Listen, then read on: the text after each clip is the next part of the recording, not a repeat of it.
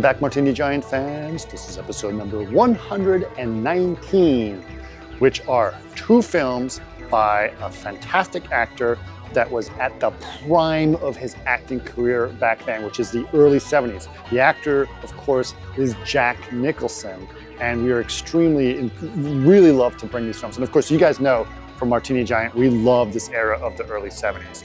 So the first film is from 1970. And it's directed by Bob Rafelson, and it is the movie Five Easy Pieces. And it was nominated for 4 Oscars, and including Best Actor for Jack Nicholson and Karen Black as well.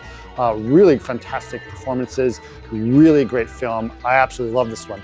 The second movie is directed by Hal Ashby from 1973, and it is The Last Detail, and also was nominated for 3 Oscars, which is obviously Jack was nominated for one of them, and so was Dennis Quaid, and that's probably the last time that's ever going to happen, and also features a fantastic performance by Otis Young. Really great movie, really loved it. Very excited about these films, and really amazing stuff from Mr. Nicholson that is really, really great. Okay, you guys know we love this era of filmmaking. We know you guys love the 70s. This is a big part of our guilty pleasures at Martini Giant. Okay, a couple of announcements.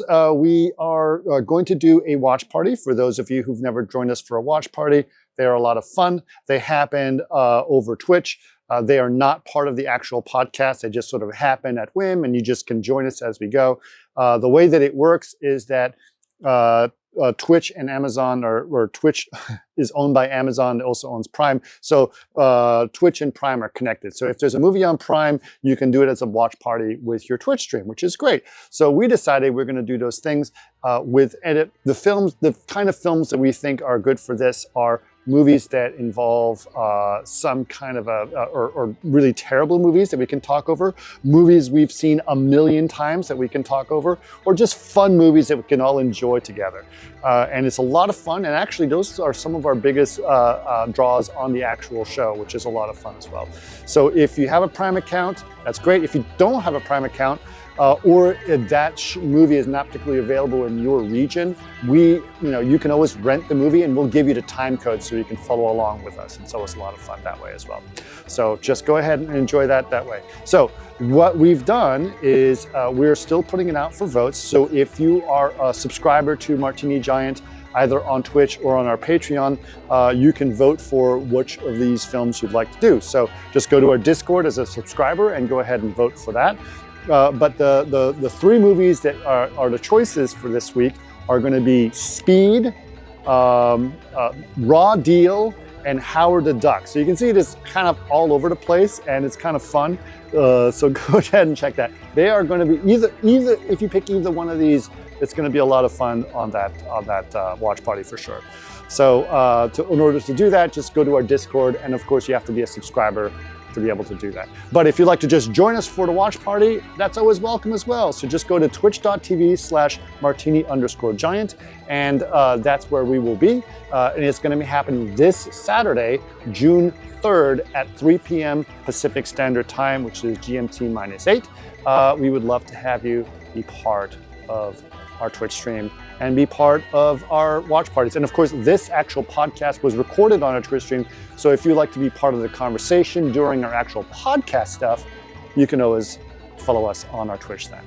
But for now, please enjoy The Last Detail and 5 Easy Pieces. Allagash Brewing Company is, I got it. What happened is that our local wine bar closed, and it was our last day, and they're getting rid of all their alcohol, and so they gave 6, because the pandemic killed a lot of restaurants. Yeah, so they had all these fancy beers that they were selling, and they gave 6 beers for $35, and they're like the big bottles. That's fantastic. Like the ones with corks. Just the sound. Yeah, sounds delicious. Mm-hmm. That's lovely. Good color. Wow, what a nice color. It is this is raspberry beer. I love. And it's been aged in oak barrels with raspberries. Yep, that looks lovely. Mm-hmm. That looks lovely. Nicely done, everyone. All right. The champagne of beers. You like that, Jason, huh? The beer of champagnes. Yep. I think we should use that as a descriptor for everything. Like, it's the Pizza Hut of the Four Seasons. Okay, listen, I know a lot of you sort of wondering, like, just trying in. Yes, we tend to chit chat a little bit while we get rolling, but we are going to be talking today about two fantastic 5 easy pieces, two fantastic movies, 5 easy pieces, and The Last Detail from 71 and 73. Is that correct? Yep. I think it's 5 easy 70, 70 for 70 for 5. Yeah. But yeah, that's these are two Jack Nicholson classics from his extraordinary And Last Detail run. is 74, isn't it? Yeah, maybe 73, 74. Yeah, I can't quite pin it. But yeah, these are the things that made Jack Nicholson. Yes. All leading up to his crescendo of The Shining, in which Jack Nicholson is killed. And so is his ability to act. What about Prizzi's Honor? Remember that? I like That's John Huston's last film. Yeah, it's very good. In fact, I really love a lot of Nicholson stuff post The Shining. I love The Shining. I think he's amazing in The Shining.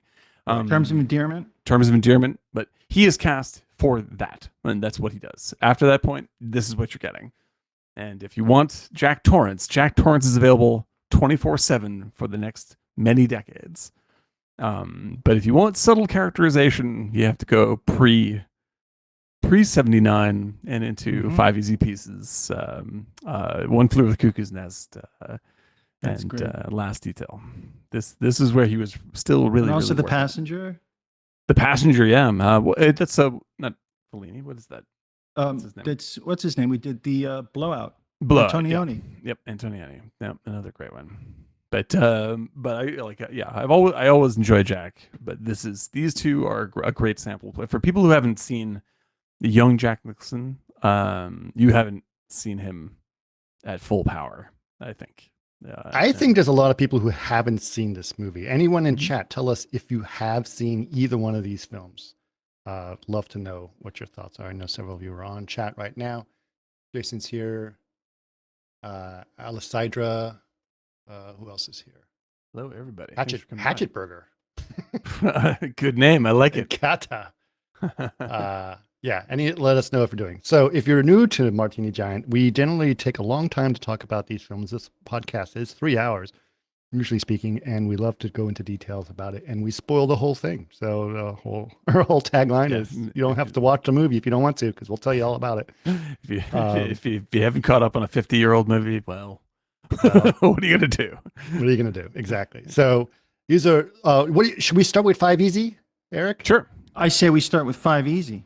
5 easy pieces. Let's do it. I love the fact that there's so much weird mystery that happens in this very subtle, strange. It's a strange movie. It's a very strange movie. Right. And he's a very strange character. Yeah. I don't see him as strange. I don't. Well, he's an outcast. He's not strange. He's not strange in terms of like he's a weirdo. It's rather like you don't often see characters like this in film. Like you don't like you at that time. Or really at all. I mean, having a character that is like Peter really, Shamu. Hey, hello. Like Jack in this movie is. It's not that he's not likable, but he's not likable. He's a horrible person. He's also not likable. He's likable because Nicholson is an innately likable personality. Like you like watching him, but this is a really fucked up guy, and not in obvious ways. And like audiences tend to like clear reads on characters. So you're like, oh, he's a junkie with a heart of gold, or like he would be good, but his dad beat him, and that kind of stuff. And this is like a guy who kind of fucking had it all, can't get his shit together, and punishes everybody else for it all the time. You know, I think for me, I can't tell me I've seen this movie maybe 10, 11, 12 times in my life. I really love this movie. I feel like it's not so much that he is booked up.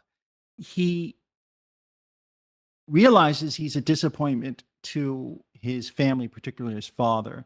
And you got to realize, if there's like really, really, really accomplished father, which his father seems, right?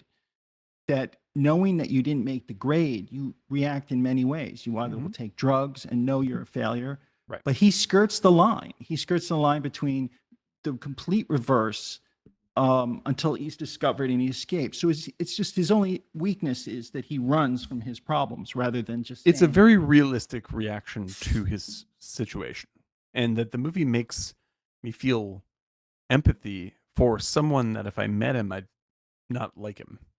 You know, makes it like this is what we always talk about. Hates other people though. He resents doesn't other hate people. other He people. resents other people. He No, he presents doesn't himself. resent other people. Yeah. I don't think he doesn't resent or hate other people. I think he probably hates the feeling he has knowing that he's a disappointment in life. So really, he just hates himself. He hates himself, right? And yeah, so, like, and he doesn't hate other people. he and that's why projects if he that out hated onto people, other he people. would not go back. He punishes other people for his He own punishes actions. other Yes. people because he's a child, because he came from a prominent family. But we And didn't know everyone's- that, right? That's the thing yeah, that's so the, weird the about opening it. of the movie is he works on an oil He rig works in on Texas. an oil field, right? Not in Texas. He's working in Kern Valley in the Okay, valley. yeah, sure. Yeah. And so like he's got like and he's even putting on like a southern accent around Right. his friends and his girlfriend and all this stuff. Right. Like so she's like, I don't know, blah blah blah blah blah. You Right. know, and then at some point he gets pissed off enough to yell at his girlfriend Karen Black, and then and he just drops the accent. He's just like, I'm just not gonna fucking bullshit my way through this anymore. But he's putting on a show so he can be somebody else. And that's No, it, I too. don't think he's trying to be somebody else. I think he's escaping. Yeah, he's he's escaping, right? He's He is like, escaping, and he doesn't he's want any staying part out. of who he was. Right. Right. No. He doesn't want the responsibility that his family is putting on him. Nope. I And personally feel like he does not know how to deal with the fact that, and it just goes to Succession. Succession is the same thing. They all know that they will never be like their father. The shadow is too strong, but they still keep up appearances and make moves ahead. Jack Nicholson, his role, he doesn't move ahead. He just goes back down to the gutters, or what he considers people lower. And you realize that because he calls his apparent friend while they're sitting having lunch he's a hick. Yeah. a hick. Yeah. And so he has disdain for them. Yeah. And he's a snob. But at the same time, he realizes it's not their problem, it's his problem. Well, this is what I mean. It's like what he does is like there's no place where he can feel safe to himself. Like he can't feel safe at home. He can't feel him like he's not. If he's himself there, then he hates himself, and everyone around him, everyone all agrees with him, right? Yeah, he goes to work on an oil rig with people that that because of how he was raised, he's like, these people are so far beneath me. Maybe that's where I'll find some confidence. Like because I'm above them, I should be able to feel comfortable. He doesn't. You know, Well, like he's carrying this self-hatred with him everywhere. And so like he treats his girlfriend like shit. And then like when he's on the road and they go to a diner, right? That he treats the waitress like shit because his girlfriend is also a waitress. So he's just like, I have disdain for you. So I don't know that that's what he does specifically. I don't think it's a surprise that he treats a waitress like she is explicitly shouldn't be a waitress. And he treats her the like waitress shit. scene Wants is- what he wants because The everybody waitress- to him is stupid.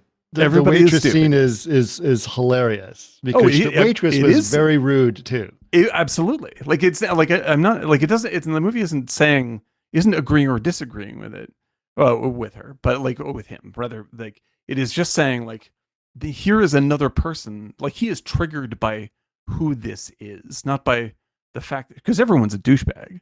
Like to Right. him, everyone is equally fucking useless. But he lets his anger out more easily with this waitress woman who's controlling his life, but in that moment. Right. Because that's the life that he's also chosen at home. Like it's just like I yell at people who are like my mom. It's like it's Right. like this is the simpleness of his condition. You know, like he doesn't he doesn't face anything in himself, and he just dumps it out on other people and then leaves. And he does this like 9 times in the movie. He doesn't take any responsibility for any of this stuff. You know, he's fully aware of it, and he even vocalizes it, and still doesn't do anything about it. You know, so like this is what I mean. He's a weird character to watch, because like this kind of character is, you wouldn't even get this through the first phase of development, even for streaming. No, I mean we've said this, many times. Like one of the we've been talking about how many movies would never get made that are celebrated, right? Yeah. Midnight Cowboy is another one, but we were actually thinking about doing a comedy, which we may do at some point. We're going to do a pairing of comedies, and I think we're thinking about doing Blazing Saddles and Tropic Thunder, which is a very recent film that would never go today. Right. And these, I mean, a lot of what we mentioned is because of like subject matter stuff, because people need very sensitive. They prefer to know very clearly what something is saying, and when things ride the line, like Tropic Thunder does, it makes them very uncomfortable and worried about how they look for liking it. So just look at that New Yorker critic that you keep. Oh my gosh! Don't get me started on that guy. It goes on for an hour. But yeah, I think that's really the case with this. Like, there's nothing particularly offensive in any of the topics that get covered in either of these movies, really. But it's the idea of being asked to empathize with a character that is sort of irredeemable and self-destructive is something we just can't get in touch with today. Like, I think that audiences have a real hard time with that. And also, I want to point out that Peter said very, very smart point you just raised, Eric. And I totally agree with you. Like, this is this has to do with his reaction to how he is raised, the environment he is raised in, which is alienating from the get-go, and he carries that through his whole life. But we should note, we know nothing about his background. At the beginning of this movie, right? He is an oil. We are revealed only in the second act that he comes from a prominent family. Yes, and it's really weird. Like, they don't even make a big deal out of the reveal. They don't even make it. It's like, what the fuck is going on? And we'll explain that in a second. But we don't know anything about his background. He just seems like an asshole hick, right? Yeah, right. Like a what's the abusive husband situation, right? Right. And so he works on an oil farm, and he's got a hick friend that he works with, right? And they both oil farm or an oil rig. Derek. Oil rig. Oh, Derek, yeah. Derek. And then they collect their minimum paycheck or whatever, and then they go out with his wife and his girlfriend. His girlfriend, Jack's girlfriend, Bobby is his name in this, right? Mm-hmm. And then we learn later that his family calls him Robert, but he goes by Bobby, right? Karen Black is a very sweet but very lower class Southern girl who wants to be a country singer and has a sweet voice, right? And she basically baby talks him all the time. Oh, she does. She loves it. Bunny, why don't you say you love me? Yeah. She's like, just say you love me. But don't you notice, like, also the contradictions, the fact that he was raised traditional classical music pianist, and is a family of proteges of classical music, and she just wants to be a singer like Tammy Wynette. Exactly. Yeah, and it's just like, it's Stand By Your Man, and it's just like, by your man. And that's the classic. That's the song, right? Yeah. She'll do anything. She will just. The song tells me what to do. Stand by your man. Stand by. No matter how much of an asshole he is, you got to stand by your man. I really love this setup because it uses the audience's own preconceptions against it. Because, like, I'm watching Jack Nicholson as a hick amongst hicks, and his girlfriend is annoying. So I am like, he's an asshole, but I am also annoyed by her, right? And so, like, I'm thinking that, like, what the movie is doing is essentially getting me to agree with Nicholson, in this very the way you agree with Nicholson is that he's such a charmer. And is he? No, but he is. The same kind of stuff you saw in 5 Easy Pieces, you see here. It's like, well, ladies, where he's bullshitting and just he can charm you, and that was his allure. And he does that, and you fall for it as well. He has a presence, right? He totally has. Oh, he definitely has a presence. And so, like, I'm annoyed by Karen Black in the beginning of the movie, right? and because she's just like clingy and dumb and baby talking and like, so like it's aggravating, even though like he's treating her like shit. You're still like, it's not like you want to spend more time with her, right? And like he just, but he so misogynistic towards. Oh, her, he's like, fucking awful. He's an right. awful Go get me person. another beer. That kind of stuff. Like my he's such boots a off. Absolutely demeans her the whole time, right. And she's But a in waitress, good way as or a you bad mentioned. way? in a really, really smart and attractive way. In But a yeah, smart, like attractive way. Okay. yeah, but the like he's genuinely a terrible person. And then when it gets like then it's just sort of like he get into a fight and he goes to Los Angeles. Well, hold on. And There's a couple. I'm not describing the plot, but just to do that, like the tonal change that's coming is that the movie just goes, okay, anyway, we're gonna like now we're gonna show you that he's in Los Angeles and he has a really smart sister who plays the piano, and you're like, what? Wait, what? Yeah, like what's happening? But when we, I just want to sort of paint the picture of the life that he has in Kernville or Kern Valley or Kern County, whatever it is. It's basically in the Central Valley area of California, but which is pretty rural. Yeah, hicky. absolutely. And so he goes bowling with all the the wives or whatever. He's very disparaging towards his girlfriend, who gets very upset. Oh yeah, she's just trying to have a good time. She's trying to have a good time bowling, and she bowling, sucks. It doesn't mean anything exactly, right? and she sucks. Right. She finally gets a fucking strike on the last set, and he's pissed. She says, "Like, aren't you proud of me?" He goes, "Great, you got a strike on the very last strike. Like it matters." Exactly. Nothing but Z's the whole time. and then she's upset, and she goes to the car and like she's pouting, and she's like trying to be strong, quote unquote. And he's like, yeah, go home. Yeah. Right. Fuck off. Yeah, exactly. Fuck up. And then he goes back to the bowling alley, and then two girls pick him up who think he's a TV star. One from Sally Struthers. Sally Struthers. Debut role. Or maybe debut. But yeah, that's the first thing I remember her from. Yeah. And he goes and has sex with them a couple times, right? Yeah, him and his buddy basically hook up with the girls, right? Right. And the thing is, like, and his buddy's married.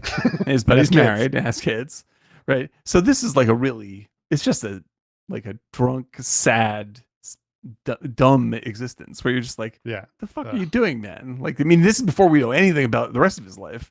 Right. We're just like, this guy is living in a hole, Right. He's treating his girlfriend bad. He's sleeping around. He's drinking like fucking fish. Like, he has no. And then he has the nerve to tell him to do the right thing. Yeah, it's so good, dude. And I love it's like the kind of thing like once you know where the character goes, like that he is mad that she rolls nothing but gutter balls for most of her life. I mean game. Like this is why he's mad. He's mad at himself. And so he sees this in what she does and gets pissed. And so that pattern just repeats in every single way. Like all he wants is to not feel, like you're saying, Eric, like shame from his father about his life. Like that's pretty much it. Like he's just like, fuck, I just want some way out of this. And I don't know the only way I know how to do it is to shovel it off on everybody else. Well, and I think he's avoiding the realization that he failed, and it's in his lap, not in his father's lap. Yes. And even when he sits with his father, you realize he's like, I'm a fuck up, or you'll never approve of what I'm doing. He's saying he doesn't want to change because for some reason, he knows it doesn't matter because I will never be. I'll never be the person you want me to be. Yeah, and even though others, and he gets mad at the other woman because she said, I was really moved. He's like, oh, shut up. Yeah, right. And he's fucking like he has this is the greatness of this. Well, movie. hold on. That's not what he says. But let's get to that point because in general, he says that because he's like, don't bullshit me. Because he's basically saying I played the easiest piece I could ever remember. Right. Which is saying I'm much more brilliant than this, but you don't have to bullshit me. So he's more angry at himself because he's like, I show my talents and then I think what he's actually saying, I don't think he's saying that. I think he's saying, you think I'm brilliant. I think I'm worthless because I can't even play. No, he doesn't want to try. Yeah, he does, but he thinks he's worthless. He thinks he's worthless, and he's taking it out on everybody else. Like this is the case of snobs. Like this is what being a snob is. Oh, by the way, someone on our Discord gave a really great a piece about snobs. I put that up. Oh, you did? Yeah. Oh, that was you. It was really good. Yeah, that was from Wisecrack. Fantastic. Great analysis of snobbery. Yeah, because I am a very vocal anti-snob, even because like I find myself being snobby all the time, and I like to kill it in the crib. Well, that's just because you're better than most people. Oh, but only slightly in every way. But it's like this argument is the most brutal takedown of what snobbery is that you can have, because it doesn't just pin it on one. It doesn't pin it on class. You know, it doesn't say like, it does though. This is a very classist. I think we agree. But what I'm saying is that like it makes it a personal responsibility to not be a douchebag, rather than just saying, I can get away with being because it's not like he's not like a rich dummy who believes he's better than everybody else. He is a deeply shamed person who's actually quite rich, and he wants to punish everybody for it. Yeah, but it's an absolute ego problem. I understand that, but he's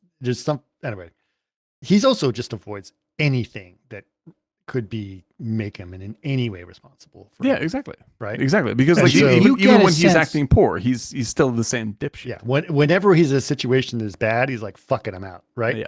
And so this is exactly what happened. Karen Black explains to him that she's pregnant, right? And then he says he's very pissed off about that.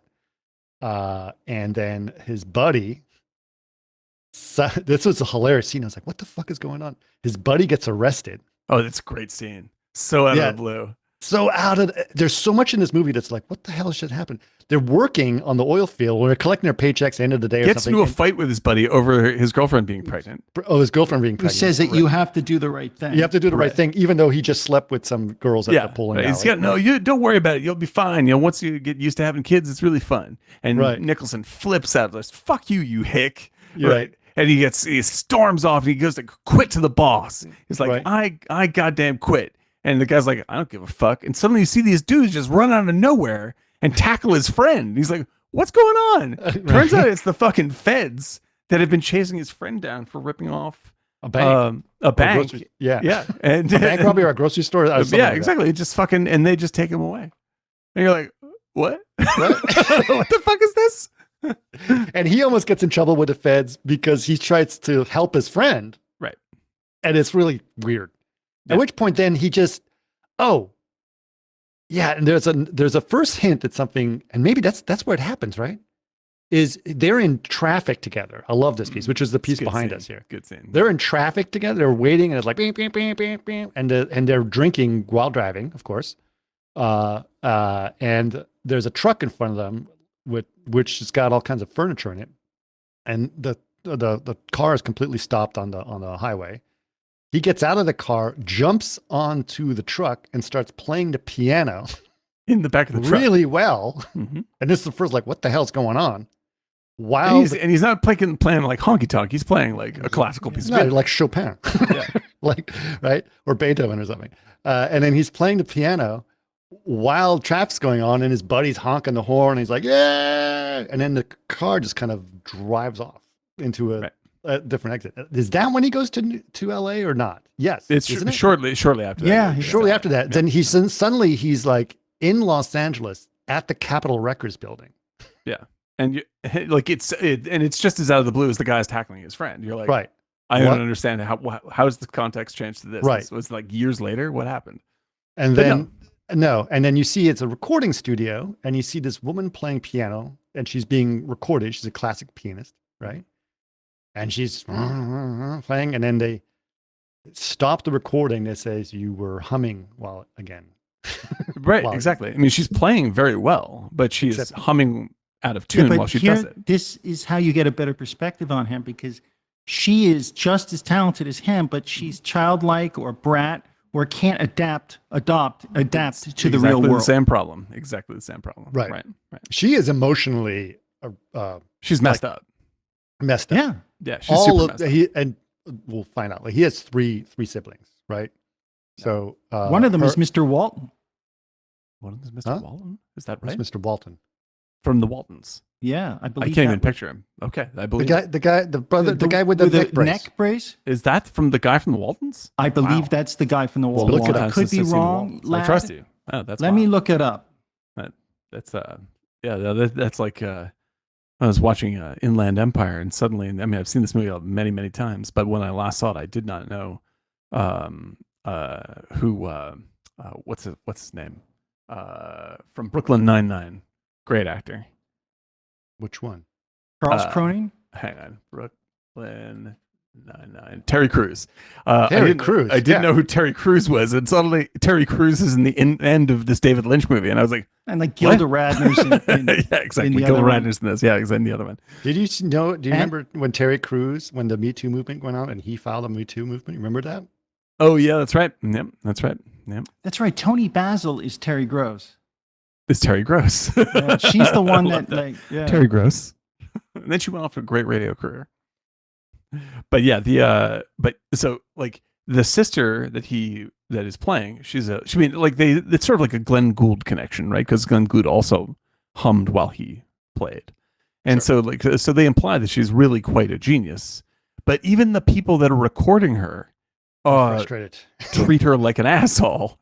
Like, they're just frustrated. Yeah, you're just like, you're humming again. Just like blah blah blah. Start all over again. Exactly. And so it's wasting our time. And so just all like that take has to be redone. Right. And so as good as she is, like they're still like, fuck this, Right. And she reveals to Nicholson, like, listen, I know you. Well, she sounds like, oh, you're here. She's very emotional, very dramatic, very emotional to see him. And I put it in the links, guys. Thank you. And she lets Nicholson know that their father, who he hasn't seen in a long time, has had a couple of strokes, and he's really, really, really sick, and that you should come. It is the Walton guy, and you should come see him. And he's like, oh, he had a stroke. He's like, fuck, yeah. I don't want to do anything. Right. And so now it's like the movie's just like, by the way, Jack Nicholson is super rich. Anyway. Or comes from a prominent family. Comes from a prominent family. Right. Like there's a little bit as that unfolds, it's a little bit more, there's a Grey Gardens-y flavor. Like it's like they're not, maybe like they used to be clearly very It's almost rich. like some guy who used to live in Greenwich, Connecticut and then moved to Los Angeles. It feels like it's on the downward slide. Like everyone feels like they're on the downward slide. But it's very Greenwichy. It's very pompous. I know. I used to live in Chappaqua, New York, and moved to Los Angeles. Yeah. And so he goes back to break up with Karen, to get into a fight with Karen Black, and is intent on leaving her right there. Right. She threatens to kill herself. Right. Because that's Karen Black, and she's like, yeah, right. And he's like, oh fuck. Almost leaves her. Almost. But then almost. He feels bad. So you want to come with me? Right. At which point she's like, "Yay, let's go!" Yeah. So she's like basically a child. She is a child. She is like a 3-year-old. Right. And 4-year-old. Yeah, maybe 4.5. But yeah. So like you at this point in the movie, like I'm as frustrated with the world as Nicholson is. Like. Sure. Everybody, like Nicholson is an asshole, but everyone he meets and everyone people they meet on the road, everything, I'm just like, oh, this is a terrible world. Like I'm angry at everybody all the time because they're all tremendously annoying or dumb or hypocritical. You know what this reminds me of? Sideways. Yeah. Right. Same thing. There's a similarity here where this character, like, he's kind of a fuck up in every way, but everyone around him also fucks things up. Yeah, exactly. So he's like, it's almost like, oh, I understand how you're fucked up because it's a shitty world. It's a completely like it seems like a reasonable response to the incredibly shitty world that he's experiencing, right? And so they begin this road trip, and shortly into it, they pick up these two women on the side of the road in a flipped car. He's like, I can't just leave them there, right? And this is one of the weirdest parts of the movie. Oh, and, I think that the whole movie is weird and then wonderful. Oh yeah, but this is like this section when they're on the road with the two girls is really like very random feeling, right? And it's kind of, to me, the key to getting the whole point of the movie. Like life is just an unpredictable wreck. It is a yes. Like this is, you're getting a cross section of his life via this, and like a shorthand for what his relationships are like. And also, and I think this is why the movie hits so big, is like they are painting a gradient, as you say, Chris, of class in America, right? And so they're building this sort of, like, they're actually sort of symbolically building out the American experience from the lowest class to the highest class, right? And Nicholson feels incredibly alienated by every sector of it, right? This isn't a movie where you're gonna, like in Easy Rider, like as soon as you meet the hippies, they're like, oh, maybe the hippies are cool, maybe they have the right idea, right? In this, you meet the hippies and you're like, oh, I fucking hate them too.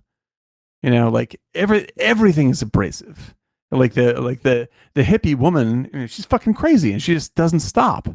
She's like, oh, the fucking smoke and everybody's blah, and you're just like, oh my God, like it's like the smart version of his girlfriend, like still annoying. That's right. You know, and well, they're bitching about something else, right? Yeah, they're just bitching about something else. His girlfriend, what I think is interesting about his girlfriend is that she's all like, everything's so cool, and then like, yeah, like her emotions are up and down. Right. Like, this one is just like, yeah, just like 100% cannot stop bitching about literally every single thing, and to the point where it just starts dissolving between her bitching about stuff, and you just see like Nicholson's like, oh my God, like this is just insane.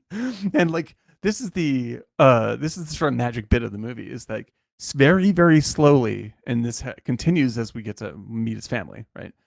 I start to like Karen Black more because at least she's honest. Oh, like, yeah. Like she's annoying as fuck. Well, it comes up in that pinnacle scene, obviously. Yes. Like, but so the movie is slowly getting you to like, I know you fucking hated her, but she's the only one who's being straightforward with her emotions. Yeah, but the thing is, I see it as an intelligence thing where she's pretending to be smart, but she actually isn't. She's such a knucklehead. The way you did it with the thing is she's not really. Which one? The hippie girl? Yeah, Karen. Oh yeah. No, Karen Black. Like, Karen Black. Is not very smart, but intuitive. Yes. But the other woman is, oh my God. Oh yeah, this is the faux intellectual hippie show. Everybody is dumb in their own way in this movie. Right. But she is basically the super liberal hippie girl who's basically bitching about capitalism and about all this other stuff, right? And so like it gives you a hard ride on this, right? And so as the movie's going along, I'm just like, how is it that the person I enjoy being around the most is the fucking baby talking Karen Black? And like, who was nominated for an Oscar for this. She's terrific. Because she's the most real, and she's a sweet person. Yes. Mm-hmm. In reality, she may be annoying, but she's very honest and very real. I also was it Suzanne Struthers or whatever? Sally Struthers. Yeah. Sally Struthers. When she was talking about what her mom was saying it's to a great her. little bit, yeah. Oh, well, to explain that scene. Well, it's brilliant because she's just like, so, you know, because she has a prominent dimple, right? And so she was naked at the time, so they just had sex or something like that. Yeah, it was also like, weird. And so like she's talking about it, she's just like getting in front of Mike. Oh, I'm sorry. Yeah, so like, you know, I have this dimple here, and I asked my mom when I was little what that was, and she said, well, when babies are made up in heaven, you know, God comes by, and if he really likes you, he squeezes your cheeks, and you get great big cheeks. And if he doesn't like you, he pushes down your chin like, I don't like you, get away from me, right? And then she just goes, well, anyway, and then she just fucking stops and was just like, oh, that's the reason you are the way you are, though. Right. Like that's the exact. How different your is mom that? rejected you. And exactly, and that's the story of Nicholson. That's right. That's what I was just about to say. Like she sums up Nicholson's problem in like a 2-paragraph monologue. Nicholson totally doesn't see it. Wow. It's such an amazing scene. It's a great the hickest, dumbest people in the movie are the ones that have The most insight. have the most Yeah. insight, like throughout the entire And that's why you like Karen Black.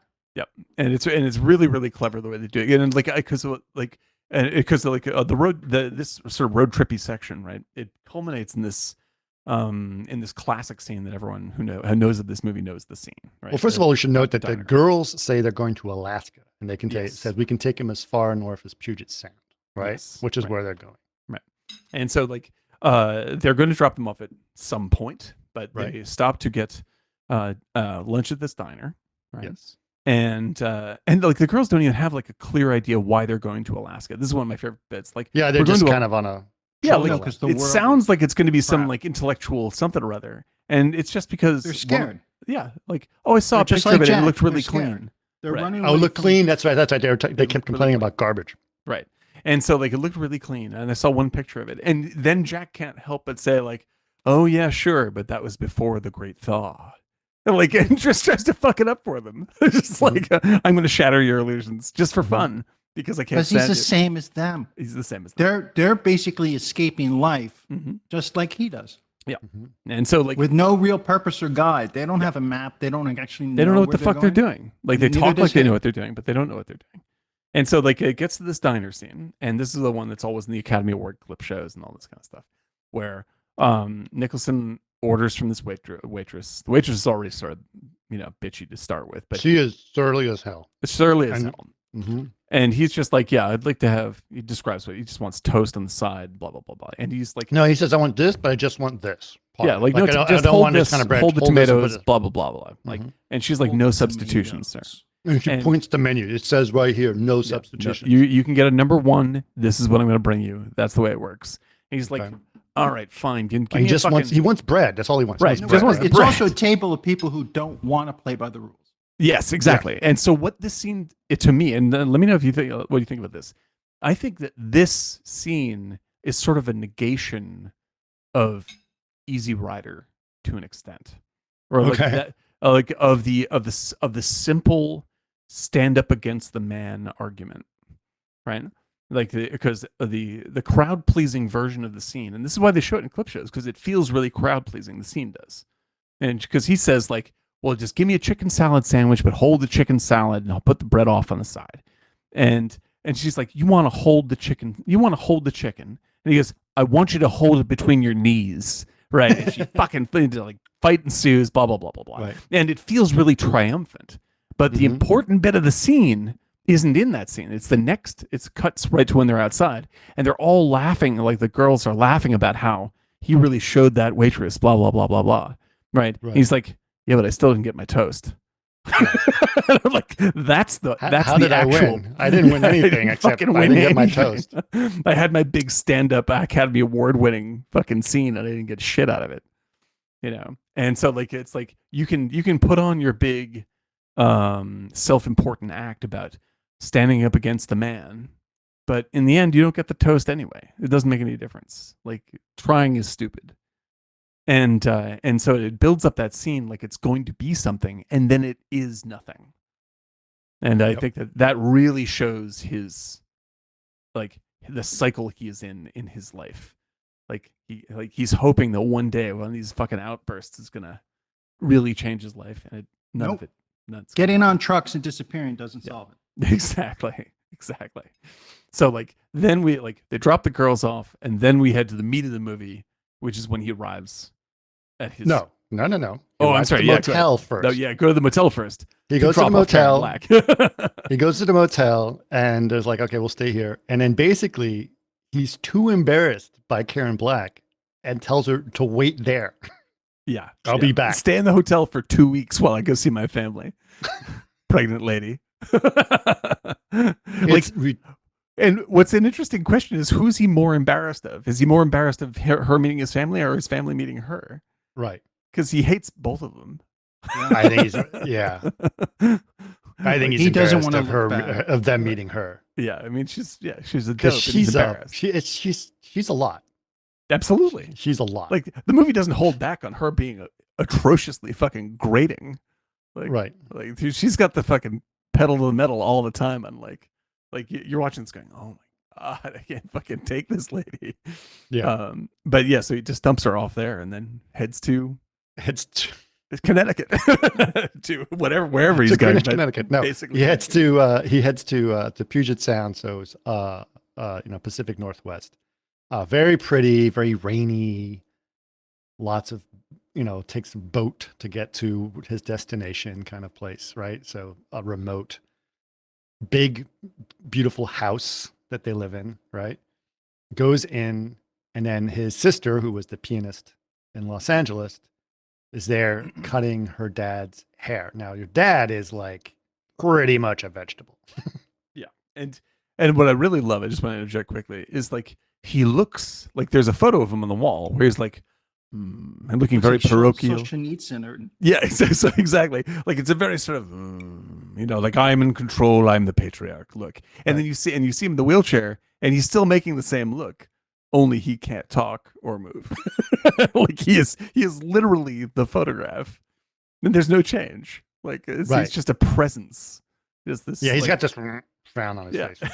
Exactly. So it's like a weird sculpture of his father. no, he's what continuing they to think scowl. he is. Yes, right. Why they are incapable of moving forward because his shadow is so big, and he's this great man that everybody reveres. Right. And in real life, he's just that reflection of what they think in their mind. So what we figured out is that they're a family of musicians. All of them are musicians. But all and they're pressured from their dad, who was a musician. incapable of real life in many ways. All of them have problems, right? So we meet several other people in the house that are involved. We met his sister earlier in Los Angeles. We met the father now, who's got a stroke and is sitting in a wheelchair. And then we meet his brother. His brother, right? Who is kind of dopey. He's a dumbass. He's a dumbass, right? and he's dopey. A dumbass, right? In succession, he is the oldest brother. Yeah, he is like the pompous, thinks he's very smart, dumbass. So he's kind of clueless, even though he thinks he's smart, right? But yeah. he's like what's the like the Monty Python the twits the twit of the year. He's totally the twit of the year contest. Yeah. But makes it even worse is that he's got a neck brace on. I know, and it looks he can't like play violin. Yeah, dude. Then my favorite bit is like when Nicholson walks in, he has like a really, what do you call it, a turtleneck, right? Right. And it cuts to his brother, and I thought his brother had a turtleneck, and it's a brace. Yeah. And I was just like, this is like, that's a beautiful bit of symbolic design right there. It's just like, yeah, this is what this bullshit is. And he can't play the violin anymore because he's got this neck brace on. And the application of this injury is very selective. Like, you're like, does he really have a neck injury? Because he's like playing ping pong and shit. It seems really convenient for him to leave conversations he doesn't want to be in or have responsibilities. Right.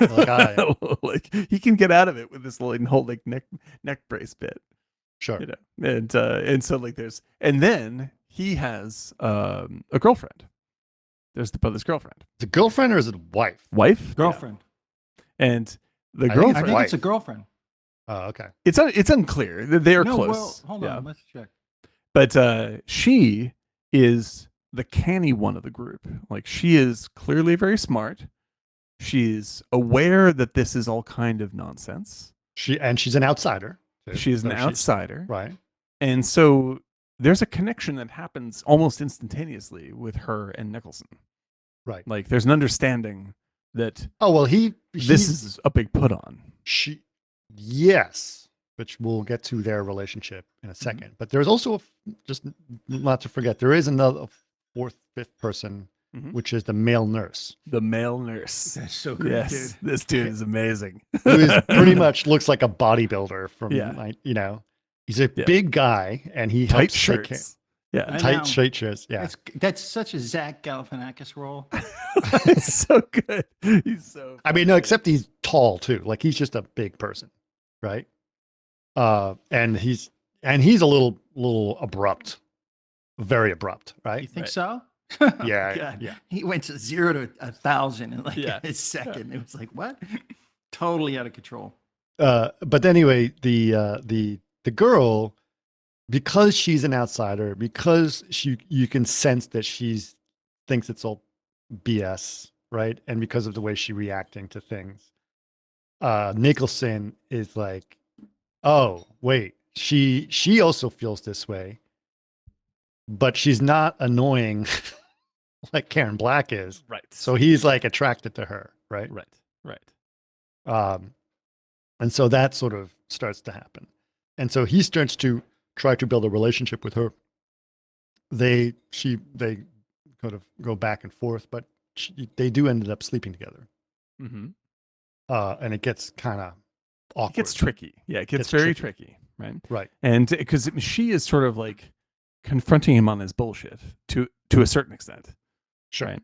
And well, she's kind of full of shit herself. And she is also full of shit. Like this is my favorite part about the movie is like she's not like a manic pixie dream girl who comes in and corrects his attitude. Nah, but she just basically sleeping with the brother. She's him. Yeah. She's him from a different point of view. You know, this kind of like it's like the theme from Seinfeld when he falls in love with Janine Garofalo. He's like, I've been looking for myself this whole time. Exactly, I've fallen in love with myself, and I just swept myself off my feet. I swept myself off my feet. Yeah, exactly. Because I mean, she is just as limited and hypercritical and failing as he is. Like she's like, I mean, but in the end of the movie, you know, he's like, "So you want this fucking life?" And she's like, "Yeah." And then like, it's expensive and provides me a lot of things. And you're like. But they're crazy and you're not happy. My brother's a moron. And she's like, I don't give a shit. Yeah, but that's Succession. That's Succession, exactly. The wife, you know, she just deals with him. Yeah. And like I actually, just to go off on Succession for a second, one of my favorite lines from this season is when the Cameron Fry from Ferris Bueller's Day Off, the brother, asks his which guy? The dumb brother that lives in the Southwest who's going to be president. He's from Ferris Bueller's Day. Yeah, he's Cameron. He's Cameron. Yeah, he's Cameron. And he's awesome. Great actor. But Fisher Stevens is great at it. Oh, Fisher Stevens is also great. But Cameron says to his wife, who is a call girl, who was a call girl, or not to his wife, but to his fiance, like, I feel like I want to marry you so I can make sure that you stay with me because, like, I think you're kind of just here for the money. And she's like, kind of.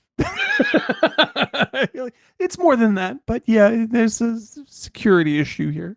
And I was like, nice job, honest woman. That's excellent. Yeah. I really appreciate it. Why hide that?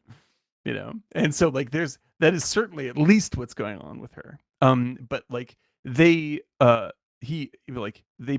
upset each other, like because they find each other out. You know, they each reveals the other's illusion. Because it's easy to just sit around and just be judgmental of everybody else. Right. And instead, like, she's like, you're a bullshit artist. And he's like, you're a bullshit artist. And let's fuck. Right. That's pretty much what happens. Right. Yeah. And then she's like, well, that's enough of that. I'm just going to, I'm not going to shatter my ATM relationship here with your brother. So fuck off. Right. And so you're left with like this, the shape of the relationship in the family is like, it's so broken and sad, and it's all because of, as Eric's saying, like the center of the wheel is their father, and the father is just absent. Yeah, but he's dead. I feel like he's just dead. He's just there as symbolism. Yes, like he's already dead. They're coming together. This is like the Big Chill. Yeah, like he is a ghost in his own house. Like he's still affecting their lives. They have to. He's a memory, but he is symbolic of what they're all fucked up from. Yeah. And like, that he was a devastating, horrible narcissist just from how he looks. Like he looks like he should be like the etched face of like a investment company logo. You know, he's just ridiculously patriarchal and everything. Right. I mean, he looks like a bronze bust. Yeah. Exactly. And it's a comedy. And I actually think I know who he looks like. I'm going to pull him up. He's like, but the greatness of the movie is just like, it's just like the brother today. If you were to recast this movie today, would be played by, say, Danny Houston. like the very, very Danny Houston character.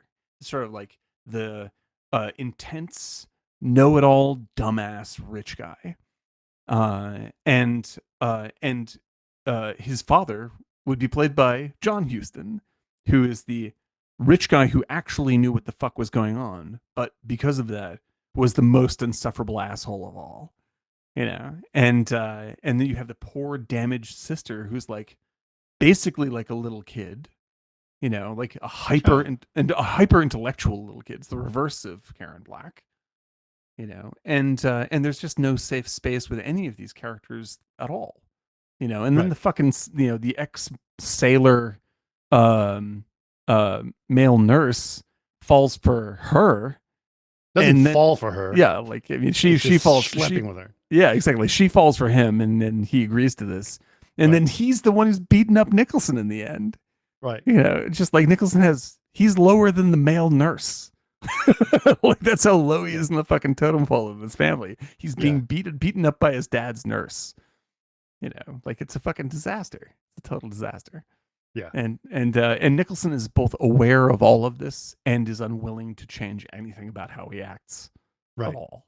You know, so it's like you're forever in a car crash. It's like a car crash that just goes on and on and on forever. Yeah.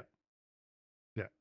But if he goes change, I feel his thing is that if he does decide to change, then that means he has to see. My perception is that he works in the oil fields is because in his mind it's at least I'm working. I'm not some slouch. Mm-hmm. I'm working and I'm a productive person, even though it's not really what I should be doing. I think it's only because he just wants to pretend to be someone else.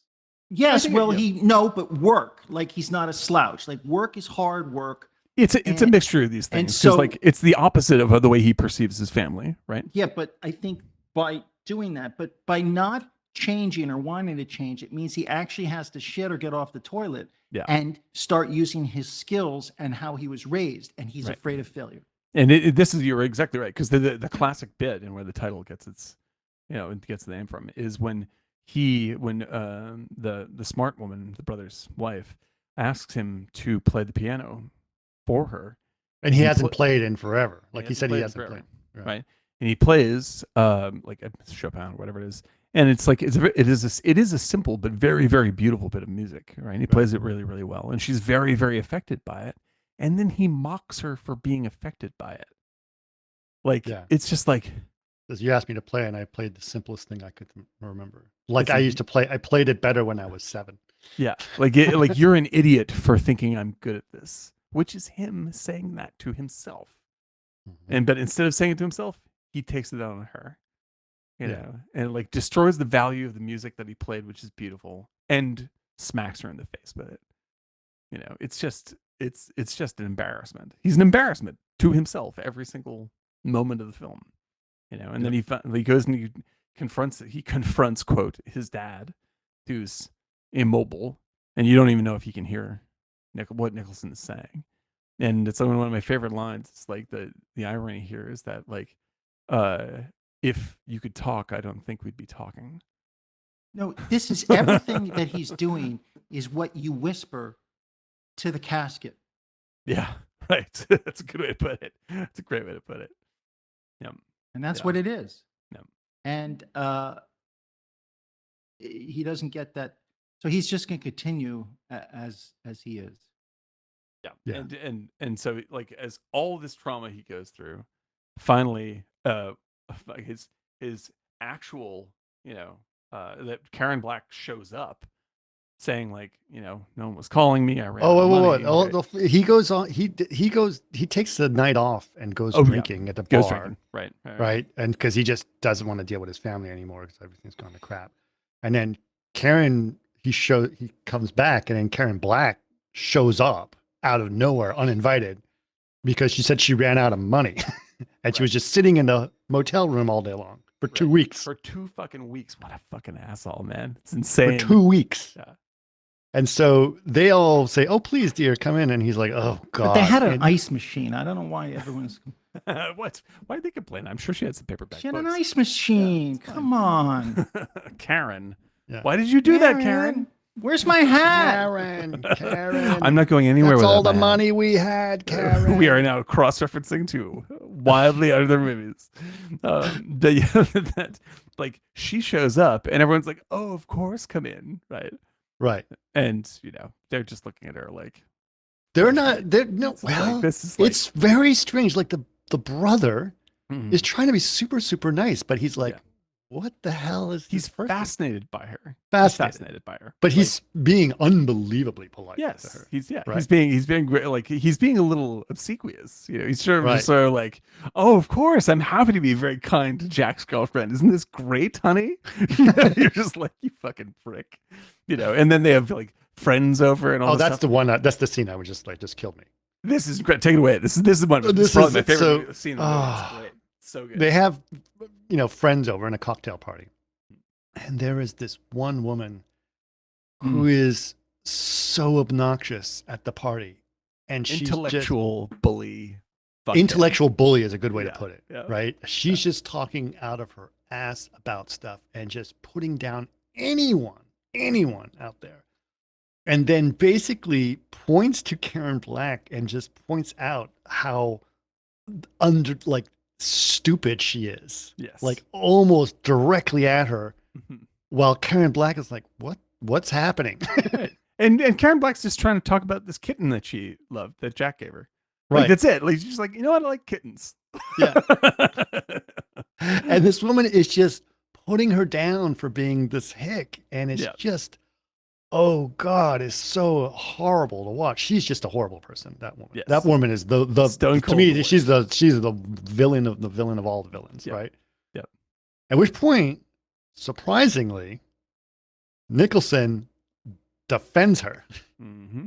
and Stands up for her. stands up for her and basically yells at this woman and talks about how ridiculous she is, right? Mhm. And it's quite it's a great scene. And when because he's like, don't you point at her? Don't you, like and what does he say? He says, you celibate something or like you pompous celibate. Yeah, he does. So good. Yeah. This is such good stuff, dude.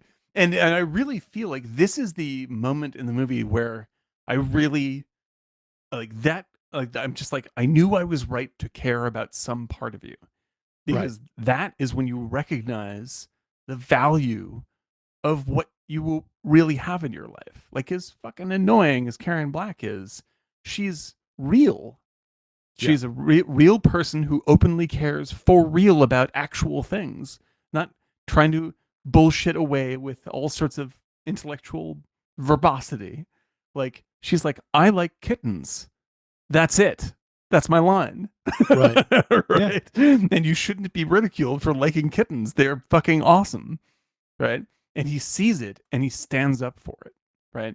And he only holds that line for a short period of time, but it's the reason why I can watch the movie. Like, this is where he literally saves the cat. This is his, or metaphorically saves the cat. Man, yeah, this is the save the cat moment for sure. Yeah. It's the only one. It's the only one you get. It's the only one you get. He is a fucking asshole the whole time. The whole time. And so And is then- everybody else. And then he gets on a tirade, Mhm. storms out, goes to see his sister, Mhm. who is getting a massage from the male nurse. Clearly they're doing it, Yeah. right? He's like, get the hell off my Get sister. your hands off my sister. Get your hands off my sister. He's like, and he's a big guy. He just grabs Nicholson and like holds him like a 5-year-old boy, like about to Yeah, be he totally spanked. beats the shit out of him. And it's just so Like in the Yeah. scene, you're like, I was worried for Jack Nicholson, the actor, because he is getting the fucking shit. Yeah, he's gonna beat out pass of him. out. Like, he is. Like, And Jack Nicholson is not a big guy at all. He's a real Like, short guy. Yeah, he's a real small guy. And You this see, dude you has see his that in the arm- next movie. You realize how Yeah, short he's he a is. tiny man. He's a really Yeah. tiny man. And so like the dude has his arm hard around Nicholson's, his head under his armpit. Yeah, like in a And headlock. And is fucking jamming his knee up into his chest over again, like, give up, give up, give up, give up. Right. And you're like, I don't know if you could even get a safe word out of your mouth filming No. that scene. Yeah. Like, you gotta be, that's it. You might just break his neck. Right. Like, that's it. Or choke him out. He's Or gonna choke pass him out. out. Yeah. It's really intense. Yeah. It was super intense. Yeah. Super intense. At which point, Nicholson then tries to convince his brother's girlfriend that they should run off together. Right. And she's like, nah. Fuck that. Give up. Like, Why? I don't know if you noticed that family is rich. Yeah. And you're the black sheep of the family. Yeah. So why should I go with you? That's right. Don't be an idiot. Yeah. Like Yeah. in this relationship, you are my Karen Black. So fuck off. Right. Right. You know, and it's an awesome stage scene because like she is headed back to the house in traffic and he's heading away, and they're both holding up traffic both ways, and the cars are fucking freaking out and beeping, and she's like, no, I can't hear you, sorry, bye. But that's the thing though, guys. It's like they stop everybody else's lives just for themselves. Yeah, very selfish. Very just selfish. for themselves. Yeah, it's it's a brilliantly staged bit, and like, so this movie is, to me, like, it's very like it. I think for people today, like it's an abrasive movie. It's kind of like an intentionally awkward movie, the way it moves its scenes around and how it stages things. So it's not like a smooth experience film. But by the ending scene here stuck with me so hard. Oh, the ending scene is like, you could not have done it better than that. It's so beautiful, and it's so perfectly shot, and everything about it is just like it hung with me so much that as I was watching, I was like, oh shit, I ripped this off for a story that I wrote. Yeah.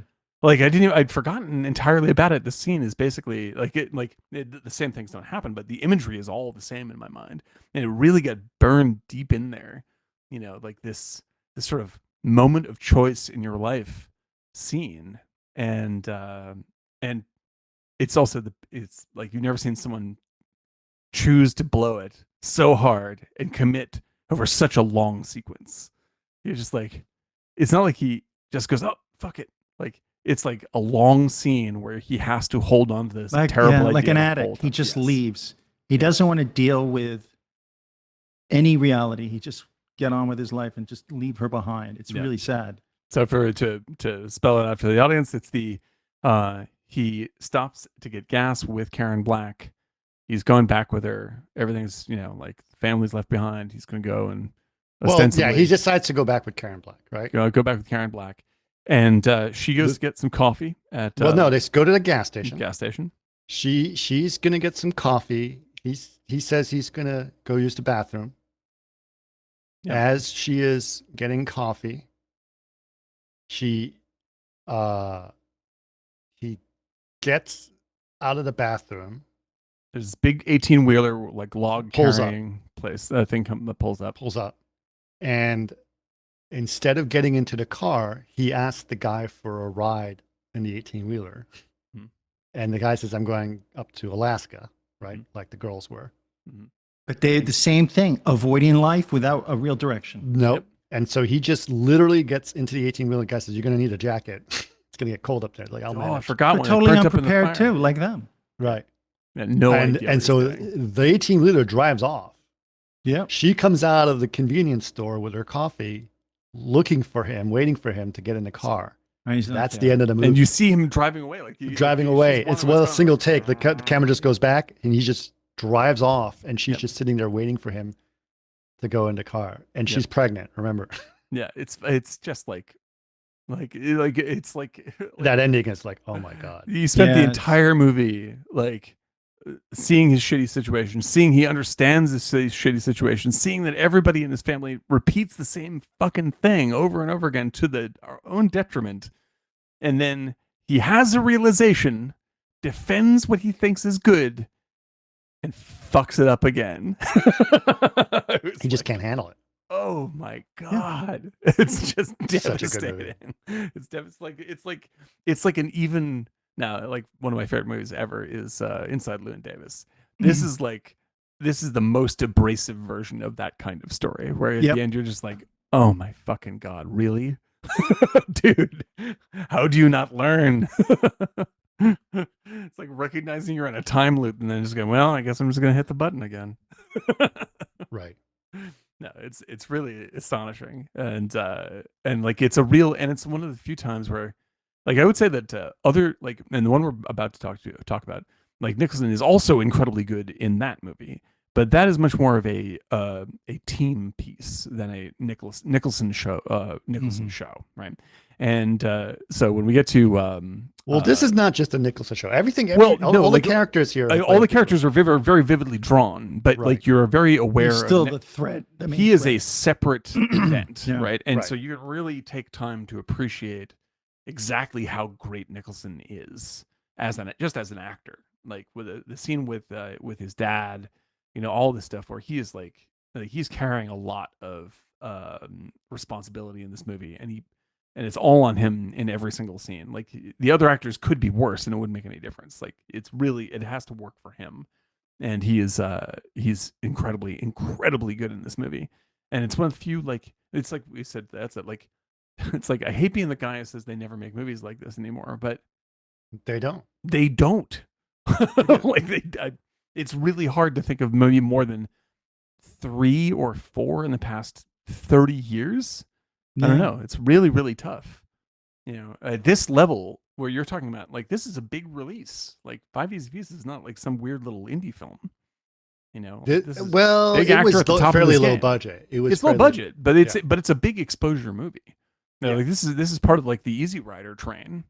Like this is what audiences wanted. This is a big deal. And you're getting like real acting chops from a major up and comer, and people wanted to see that. And now it's just like, I don't know if people would understand this movie. Like when we live in an age, and this is okay, I'm going to put on the old man bitching hat, but like when we live in an age where a movie on Hulu had to put a warning up in front of it because it warned you against smoking, substance abuse, nudity, and an unlikable protagonist. Where? What? This is on Hulu. For which movie? What? This is For a new what? movie that came out. New movie. I can't remember the name. I'll find it. I'll put it up on Discord. But it was, and They have to warn you that the to Snopes it. I protagonist is couldn't believe it. unlikable? Yes, they had to, like this is an unlikable, but like warning, this is an unlikable. What has protagonist. happened to us, man? And I was like, what the fuck? I can't. And because I heard about it, I was like, that can't be true. That sounds like it's made up. And then Snopes, and behold, it's exactly true. Like people were traumatized by the idea of a character that had depth. Loss. Wow. I was just like, I don't know what you would do with 5 Easy Pieces. Jesus Oh my Christ. God. Like that dude is a comparative monster compared to whatever else you're watching on Hulu. Yeah. I promise. Or Easy Rider. Or Easy Rider or any of this stuff. Yeah. Yeah, exactly. And so like that's the that's the Or The that's Godfather. Just like The Brady had a I know, problem with. Jesus Christ, exactly. like Hulu's- Godfather is Godfather 1 and 2 is like about this movie. no, like it's like no, like I think the problem with Godfather is people think that Michael Corleone is a good person the whole time. it's about him not being one. I know, it's about but- becoming a bad guy. That's all I I did. bet you some people think he's a great person. Brother. Well, it's just like all the people that wear Because fucking, leadership is taking a different kind of role. Yeah. yeah, it's like and it's that's getting away with perceived as something. you have Right. to do it that Yeah. way. Yeah, Anyway. well, it's like everyone who gangs of all stripes love what do you call it, Scarface, like Tony Montana and Scarface, and they were a Scarface bling, and I'm just like, that guy's bad news. That's the point of the movie. He's a villain. He's a cokehead villain who kills people and gets his sister killed. Spoiler. Yeah, alert. he's a badass. He is not a badass. He is the opposite. He is an ass. He is simply an ass. Yeah. But yeah, I think I don't know why this is. I don't know why we're at this point. But I think that a movie like this would be. I think we've got we're offended by everything. Everyone's offended by everything all the time. Why? 'Cause- Why is this? Because everyone just wants to because they please want everybody. that's what we do. You go on social media and you just yell at the other side, and so you just are looking But I think Dan's for asking opportunities why do they choose to do that? Yeah, because what's that makes you motivating it? feel like you're a better person for yelling at other people. So you're projecting your Yes. problems onto other people. Yes, yes. A la Jack Nicholson in this movie. Yes, Absolutely. So it seems like it'd be a good movie for people to watch because it would be revealing. right. Or like that woman at the cocktail party. Yes, exactly. Oh my God, she is.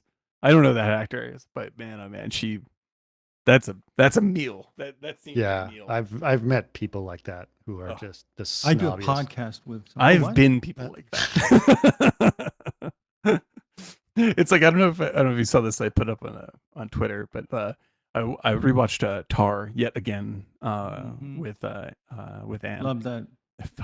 I mean, I'm obsessed with Tar. Tar is incredible. So Tar is an example of a movie where it's like a hateful protagonist that is Big warning on Hulu. Do not watch this movie if you don't want to get offended by characters that are portrayed as bad people. Sometimes when that stuff comes up, they're like, nudity, smoking, and profound. I'm like, God, that's all the good stuff. That's it. Like I look at that shit like because it's smoking, advertised. nudity. We'll talk about because actually the last detail almost didn't get released because of the profanity in it. Oh yeah, I have some good bit about that too. Like so yeah, well, hold it. But the but before we want to crazy. How about this? That's fucking retarded.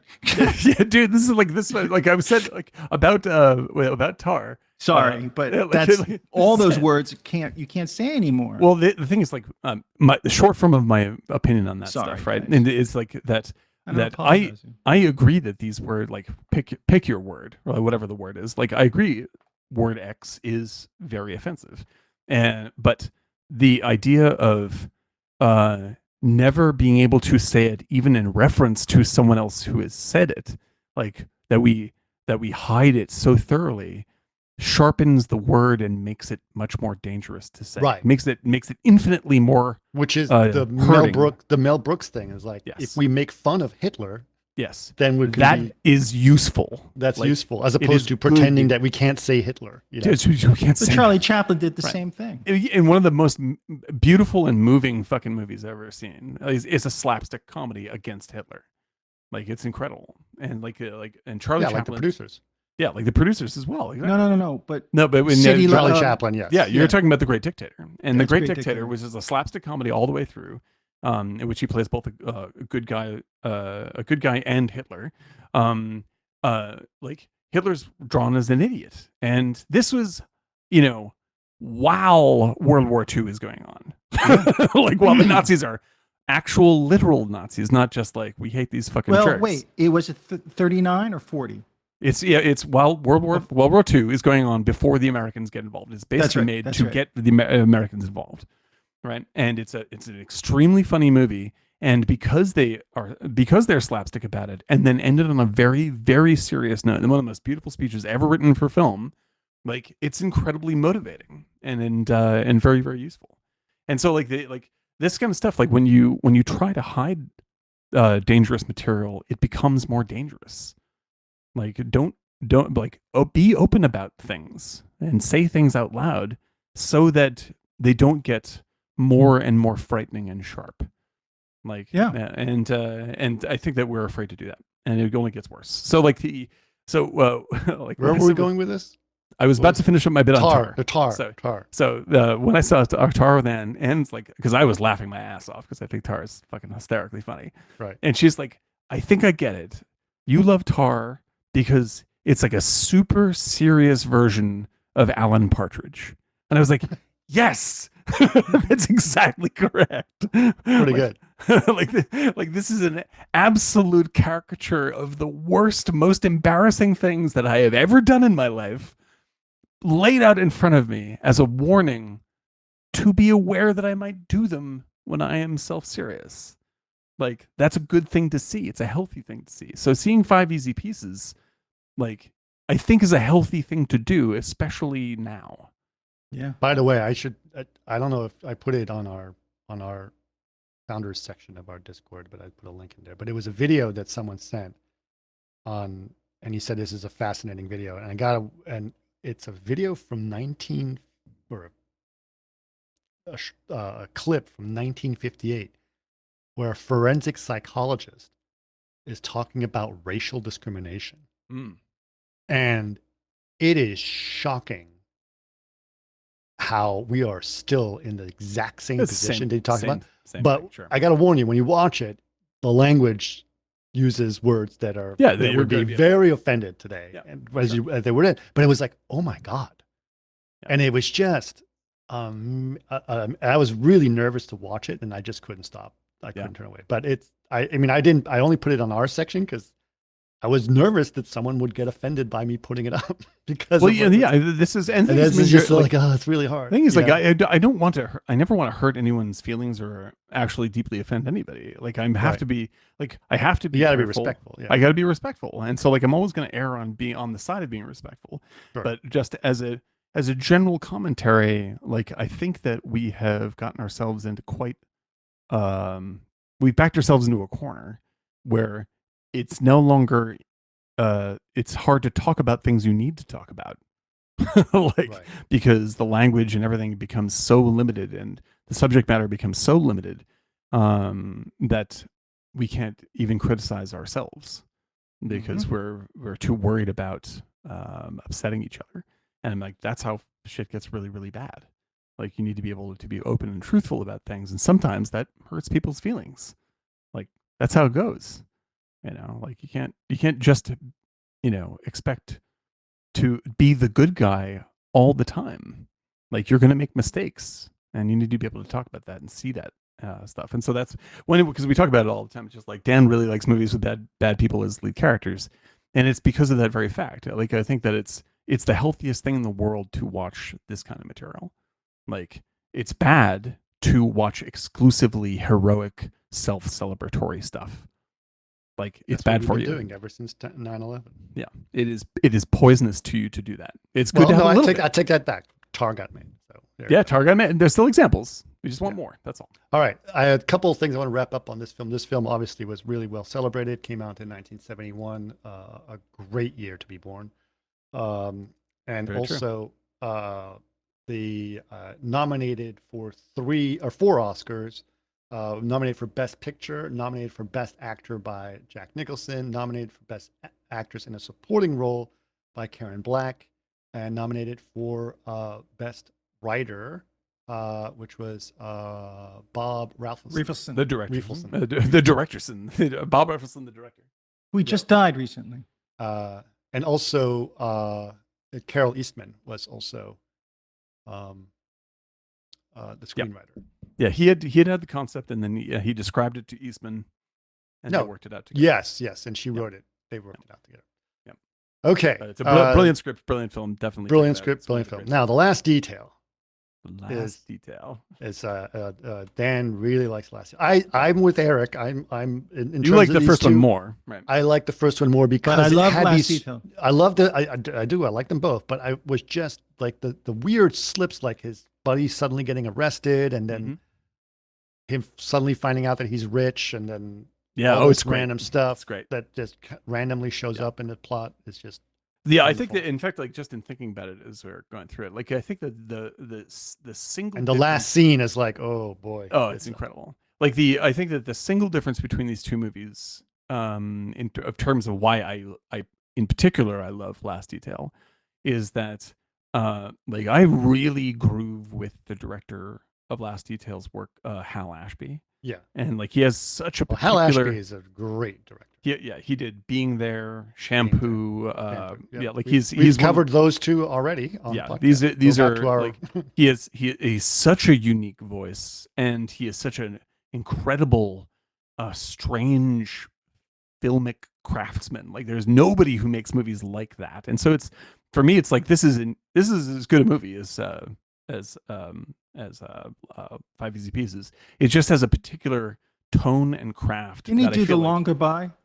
No, that's Altman. That's Altman. But that's but he did something around there. Ashby. Ashby did, and he also did. Oh God, what else? Another great one. Hang on, I'm just gonna pull these up real quick.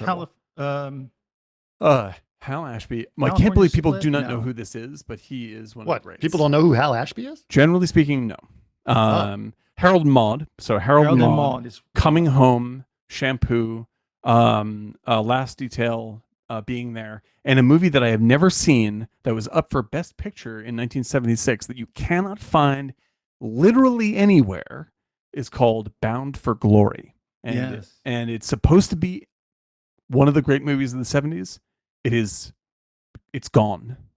You can't get it.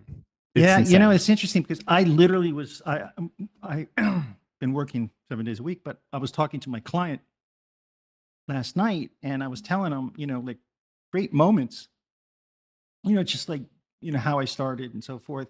And I was telling him, yeah, I worked in the late 90s, probably before Sky Captain, so 2002, at a place called Title House. And I shared an office with Pablo Ferro, who was Hal Ashby's best friend, and designed all the titles for him, all the titles for Kubrick, all the McQueen movies, and he was a famous title designer.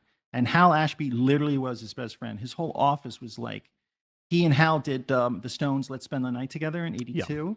Yeah. And his stories, man. And that literally was his best friend. But that's how he would talk about Hal and who he was. He was with Hal too when they took him to in DC, that famous hospital that's huge, military hospital. Oh yeah, Walter Reed. Walter Reed. Yeah.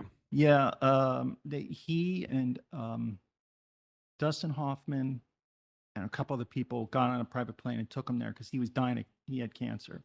And the sad thing is that he died in '87. Yep. He was way too young. He basically made one more movie, what turned out to be a pretty good crime movie called 8 Million Ways to Die with Jeff Bridges, but he hated it because like they took it away from him more than halfway through or less than halfway through. And so it's just kind of like a shitty 80s crime movie. And it's it's sort of a weird outlier in his career, but literally any other movie you can watch by him, it's total brain changing, incredible character material. It's like that. Super nice guy. He's also in the movie. Mm-hmm. In The Last Detail. Oh, he's in Last Detail as well. He's one of the guys in a bar. Yeah, that's amazing. Yeah, Ashby is a great film hero of mine, and I loved Last Detail before I knew who Hal Ashby was. Yeah, and in fact, I think I saw like 4 of his movies, 3 or 4 of his movies before it even occurred to me that they were all the same guy.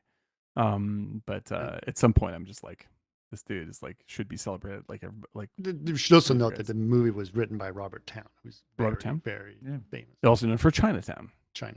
Yeah. And in fact, Robert Towne was very good friends with Nicholson. That's why Nicholson was in this movie. Mm-hmm. I think he turned down. So Nicholson turned down a role in The Sting to do this movie. Yes, I had heard this. Yeah, that's right. Right, He because thought The Robert Sting was too Towne wrote mainstream. this, Yeah. and he thought it was too mainstream. He thought, so he wanted to do this movie instead. Yeah, which is really amazing. But he didn't do 2 Jakes. I think he did a draft or something like that. I don't. It's something about it. But he was my wife's customer in Brentwood when I first met her. Robert Towne. So I used to go there and talk to him about stuff. And I went to a lecture of his because he did his movie with Colin Farrell. So I went to this talk he had with everybody there, Colin Farrell and everybody. And it was when I was late 90s when I started dating Nancy. And so he was literally her customer. And I would go in and be like, dude, what's going on? And my wife actually called him a moron or an idiot. And so I was like, God, the balls, because Tato, who was Nancy's partner, is Japanese as well, business partner. And she had a dog named Tato, and they had to watch Tato one day at the store. So he was chained outside. And he was like, what a cute dog. And Nancy and Celine were like, don't go near the dog, he'll bite you. Okay, what a cute dog. Robert, don't go near the dog, he'll bite you. Oh, really? Well, let me pick him up. He bit his nose, and like blood is like squirting all over this cafe.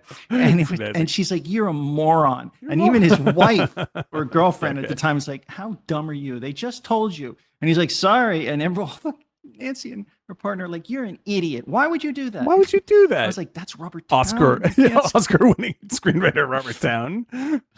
But he was, he had good stories, but he was also Chinatown is absolutely one of my favorite movies. It's perfect. For me, it was like a big deal to meet him and that's amazing. That's amazing. Yeah, he's and in Chinatown, I think is the reason. And like Chinatown is also essentially co-written by Polanski. At least Polanski put the vice on him. Yeah, dude. And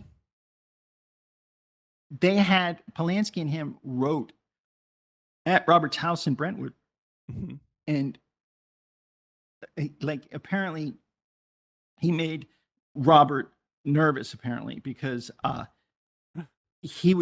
they wrote at a dining table or something like that. So like he would be at the end and Polanski would be at the other end of the dining table. And they'd be typing away, and then he would look up, and Polanski's gone, and he's like outside at the pool area photographing some high school girl that just came back from school. And he'd be like, "You can't do this. What are you doing, man?" He's got a Polaroid camera or something, and he's like she's posing on the diving board. He's like, "Dude, you can't do this here." Yeah. This may catch up to you, my friend. Just saying. Which is kind of a funny story. Can we get one of the great films ever made before you are run out of town on a rail? That'd be great. But it really is Polanski's movie, and Polanski, I feel, is the one that really put the voice in it. Yeah, I think so. But that being said, Town is amazing. And Last Detail is my favorite script of his outside of this. So one of the issues with it is that there is a lot of F-bombs and mother F-bombs. Yes, which is hugely unusual for its time. And so they were like, we can't, this is too, they want to tone down the script. Apparently they filmed it 2 different ways where they removed some of them so they could have a TV version of this. Oh yeah, like they basically filmed the movie twice, right? Yeah. That's funny. Yeah, as opposed to doing the dubbing thing, you know. Right, which I agree is a better idea. Like fucking dubbing, except for The Big Lebowski, is the worst thing that's ever happened. Oh. I would say dub The Big Lebowski. Watch the dub version of The Big Lebowski. And I think the DP I read today, the DP Chapman was the cab driver. Oh really? Michael Chapman. Oh my god! All sorts of stuff I didn't know about this. Yeah. He's the cab driver. That's amazing, dude. That's amazing. And I don't know why I think maybe because he was trying to control the lighting. I don't know. Sometimes they do that. Like in Goodfellas, the cab driver's Marty. In Goodfellas. Sorry, Chris, I'm going slow. In Goodfellas, the Copa shot, the DP is in the shot. That's great. He's the waiter. Yeah, makes sense. So he's the chef, and he's sitting and filling out papers against the cabinet. Yeah, like so he can control it. So he can. Yeah, as soon as the guy gets behind, in front of him, the steady cam, he would follow it. Oh, that's great. No, I was mixing it up because in Taxi Driver, it's Marty. Is the passenger. Is the passenger, and he's very racist. He is extremely racist in that movie. Yes, it's true. And I would say, hatefully misogynistic. Just to throw that on there. If you're looking for that. Speaking of racist comments, let's get to the plot of The Last Detail. The Last Detail. So yes, and the one thing I was going to say about the swearing in Last Detail is that Robert Town, a great quote from Robert Town about why he was insisting on the language is he says that's how people speak. Because this is when you have no power, this is how you speak. You bitch. Right. And I was like, that is one of the great lessons in screenwriting right there. Like, don't swear to be fancy. Swear because you're really saying something about the character. Like, this is the fucking state that they're in. Yep. So the story is you are in a naval base, right? And this guy comes to get two naval guys, right? He keeps finding them. Jack Nicholson is in an easy chair asleep. Isn't he asleep? Yes, he's totally zonked out. Zonked out, doesn't care. Like, and then the other guy who's played by Otis Young, right? Known as Mulhall. Mulhall, yep. Right. This guy's a terrific actor. He's really, really good. He's very good. Yeah. He's very good. Who's black, by the way. We should note that. It's an important part of the plot. So Nicholson is Babowski, and then the other one is Mulhall, right? Nicholson's nickname is called, go ahead. Badass. It's badass. And the other one's nickname is Mule. Yeah.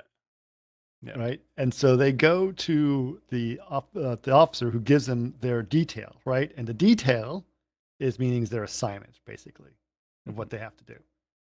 And their assignment is that they got to take this guy who's been court-martialed and dishonorably discharged to prison.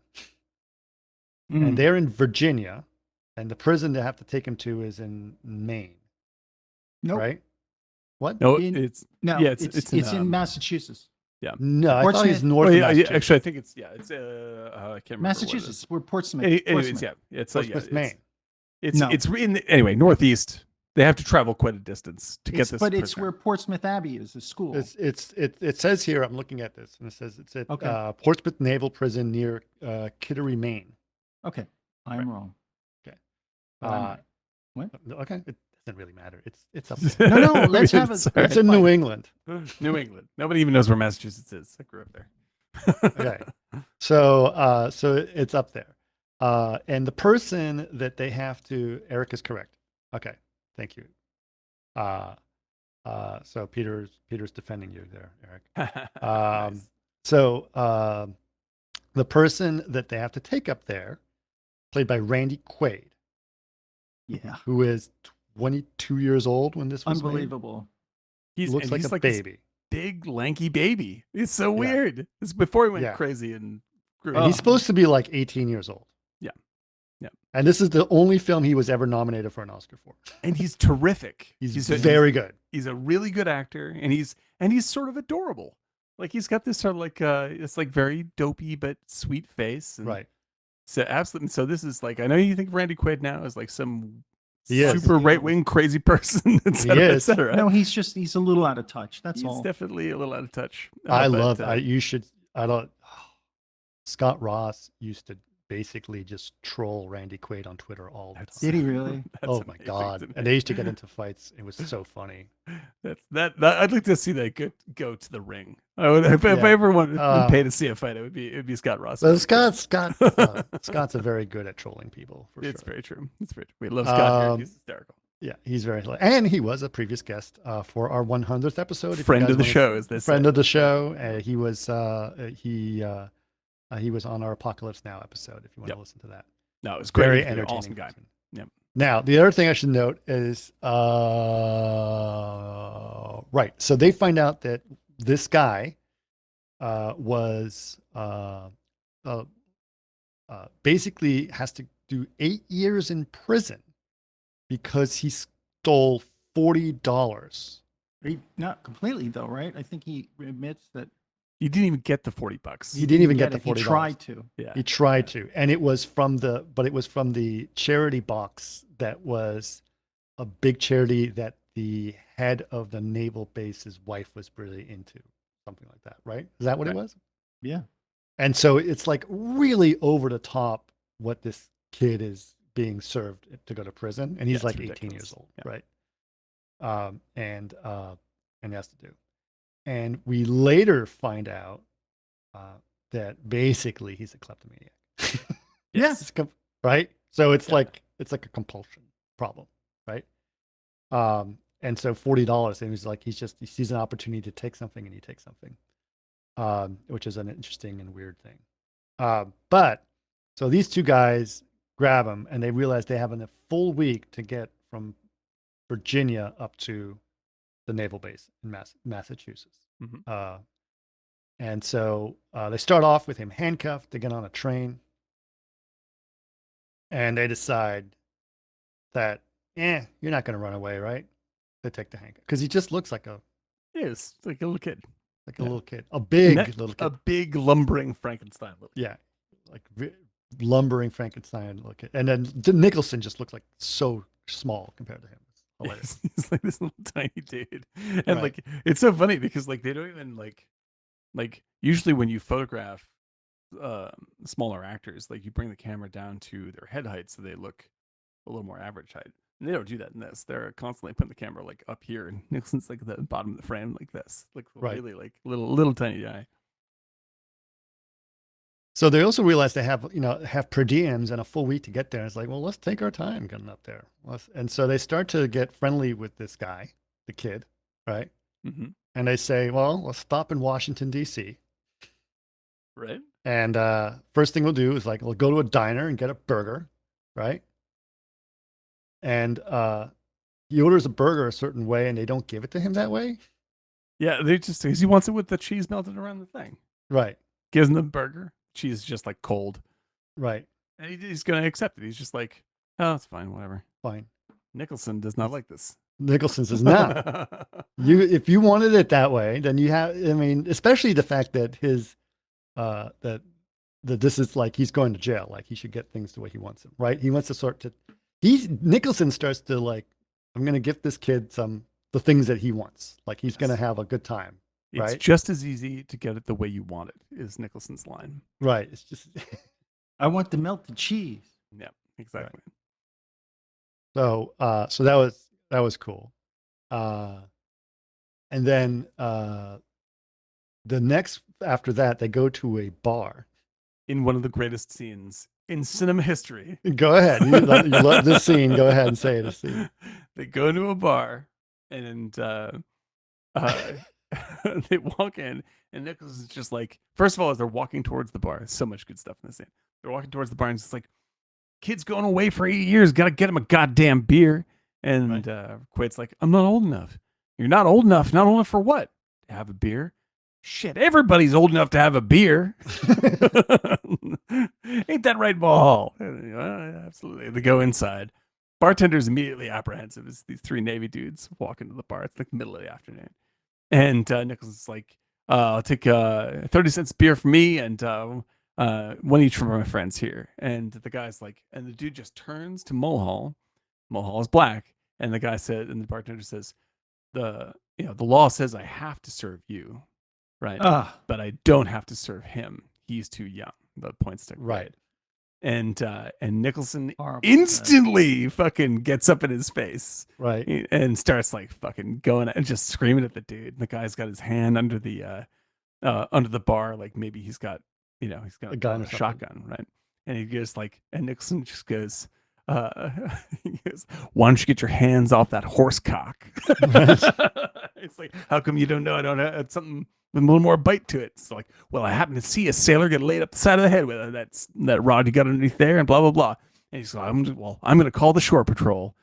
And then Nicholson slams his gun down on the table and says, I am the shore patrol, motherfucker.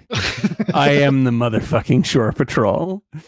Dude, the fight concludes, they leave, and they're laughing about it like this is the greatest thing that has ever happened, that he confronted the bartender, and they're telling this great big story about it. And just like when it was happening, it was incredibly tense. But then you see like they just want to fuck around and have a good time. Like they're not making a stand. No. This is not some big political move. It's not a big political thing. No. They're just like, wasn't that fucking great? Like we totally show that cracker what for. Right. It was awesome. It's absolutely fucking hysterical. So like, I mean, this is essentially like the good time version of the scene from 5 Easy Pieces in the diner.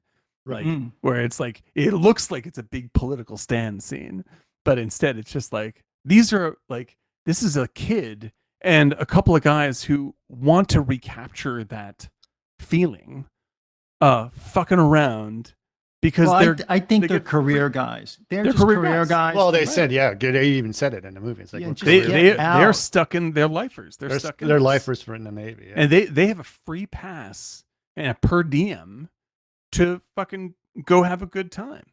Right. Like, let's just do this. And then it becomes about like, as the camaraderie, as the camaraderie increases between the three of them, it's like this poor kid's getting stuffed in the hole for 8 years where he's going to get the fucking shit beat out of him every single day. Like, and he's seen nothing of life at all. And so Nicholson, in another great role of projection, is like, I have seen nothing of life at all. I'm a lifer and I am trapped in the Navy. This is my prison. And like, he never says any of this stuff out loud, but this is what's going on for him. And he sees in Randy Quaid, an opportunity to have the moments he never had again, like, and or that he'll never have again. Oh, there's a great line that Randy Quaid says near the end of the film. I'll get to in a second. Yeah, but, and so that's the basic setup and structure of the movie. And like this is the first big joyous blow up that they have, where it's just like these are they're basically acting like little kids with a credit card, and they're going to become closer and closer buddies over the course of this ultimately, downbeat, if not quite tragic, but downbeat trip. But they end up drinking beers in the back alley. Yeah, they got right. And then because they're doing that and they're laughing, they end up missing their train. So they have to get a hotel room. At which point they get into, they drink all night And in the all they do booklet. is just drink in this movie. They're just Yeah, drinking that's all and they're drinking doing. and drinking. Yeah. Yeah. It's like unbelievable. Yeah. The poster said, what is the last detail? It's 300 beers and a hell of a good time.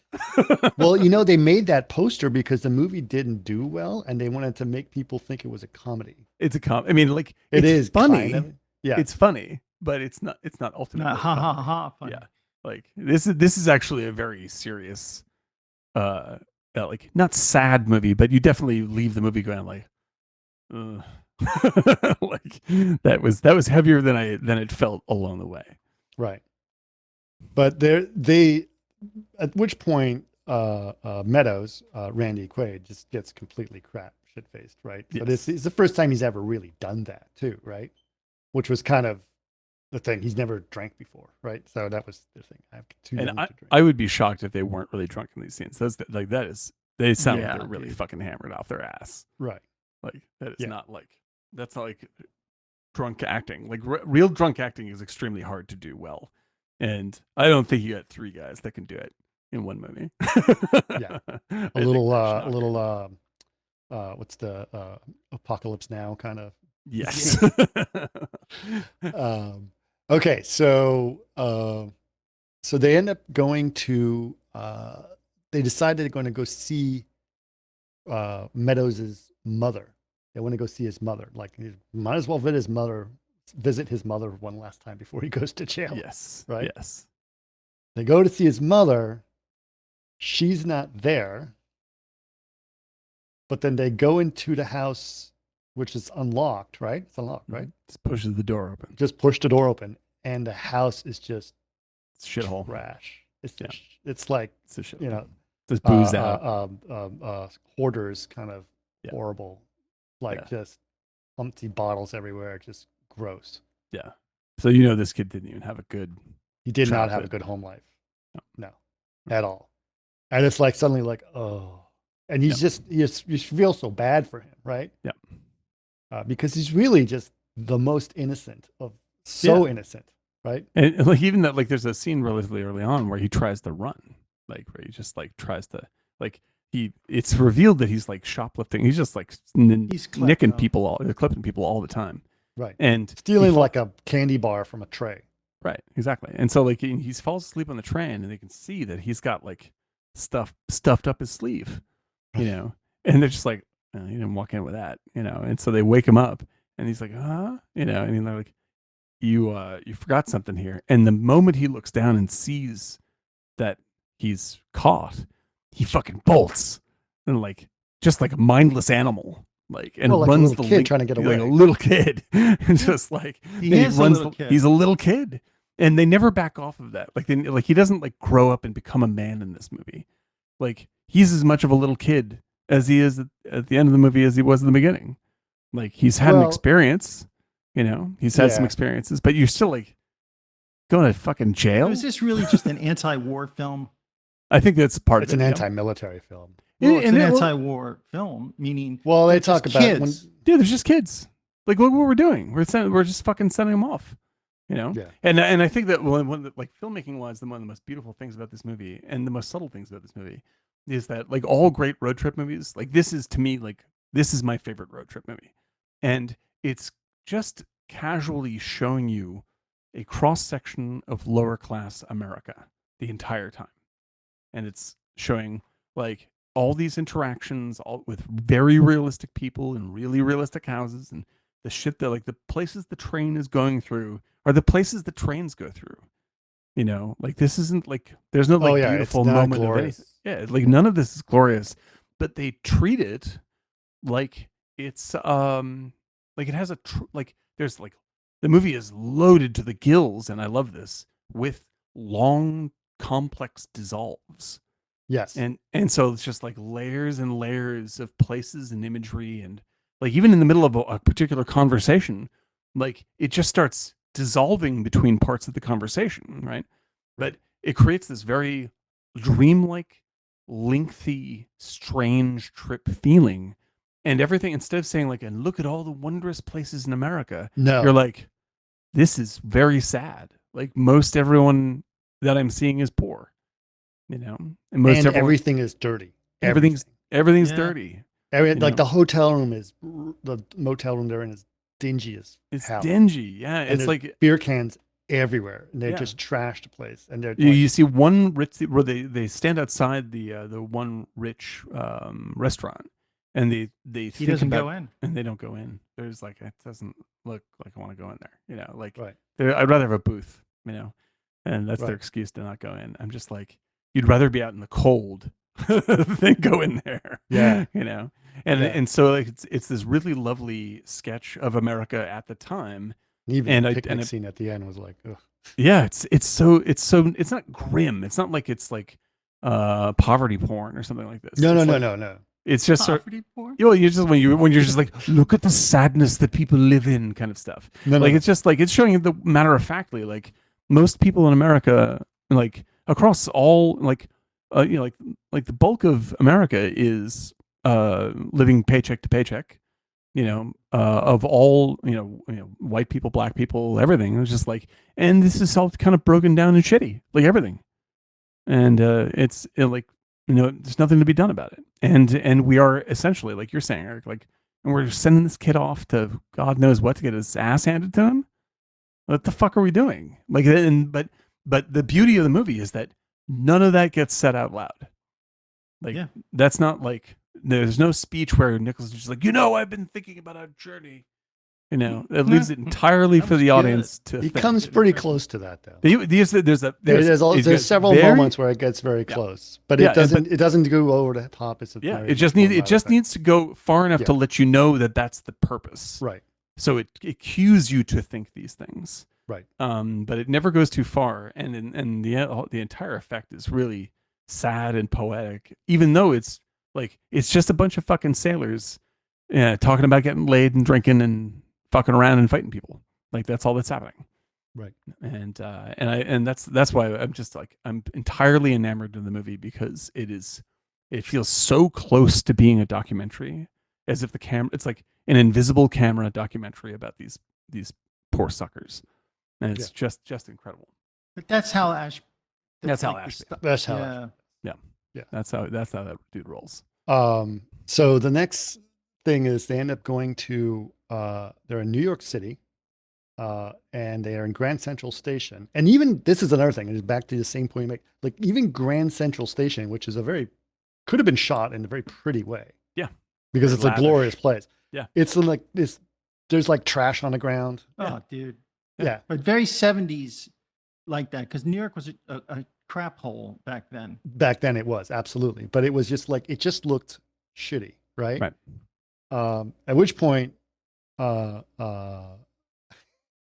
Lebowski decides he's going to instigate a fight with the Marines in the bathroom. Oh, what a fucking scene, man. Tell that scene. This is so good. Like, it's like, you can see, like, because they hate the Marines hate them, like, and just on sight, like, and that's just it.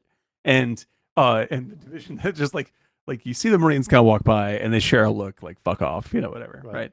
And Velazquez like just starts wandering towards the bathroom where the Marines were headed, and Mulhall's like, where are you going? He's like, to the head, right?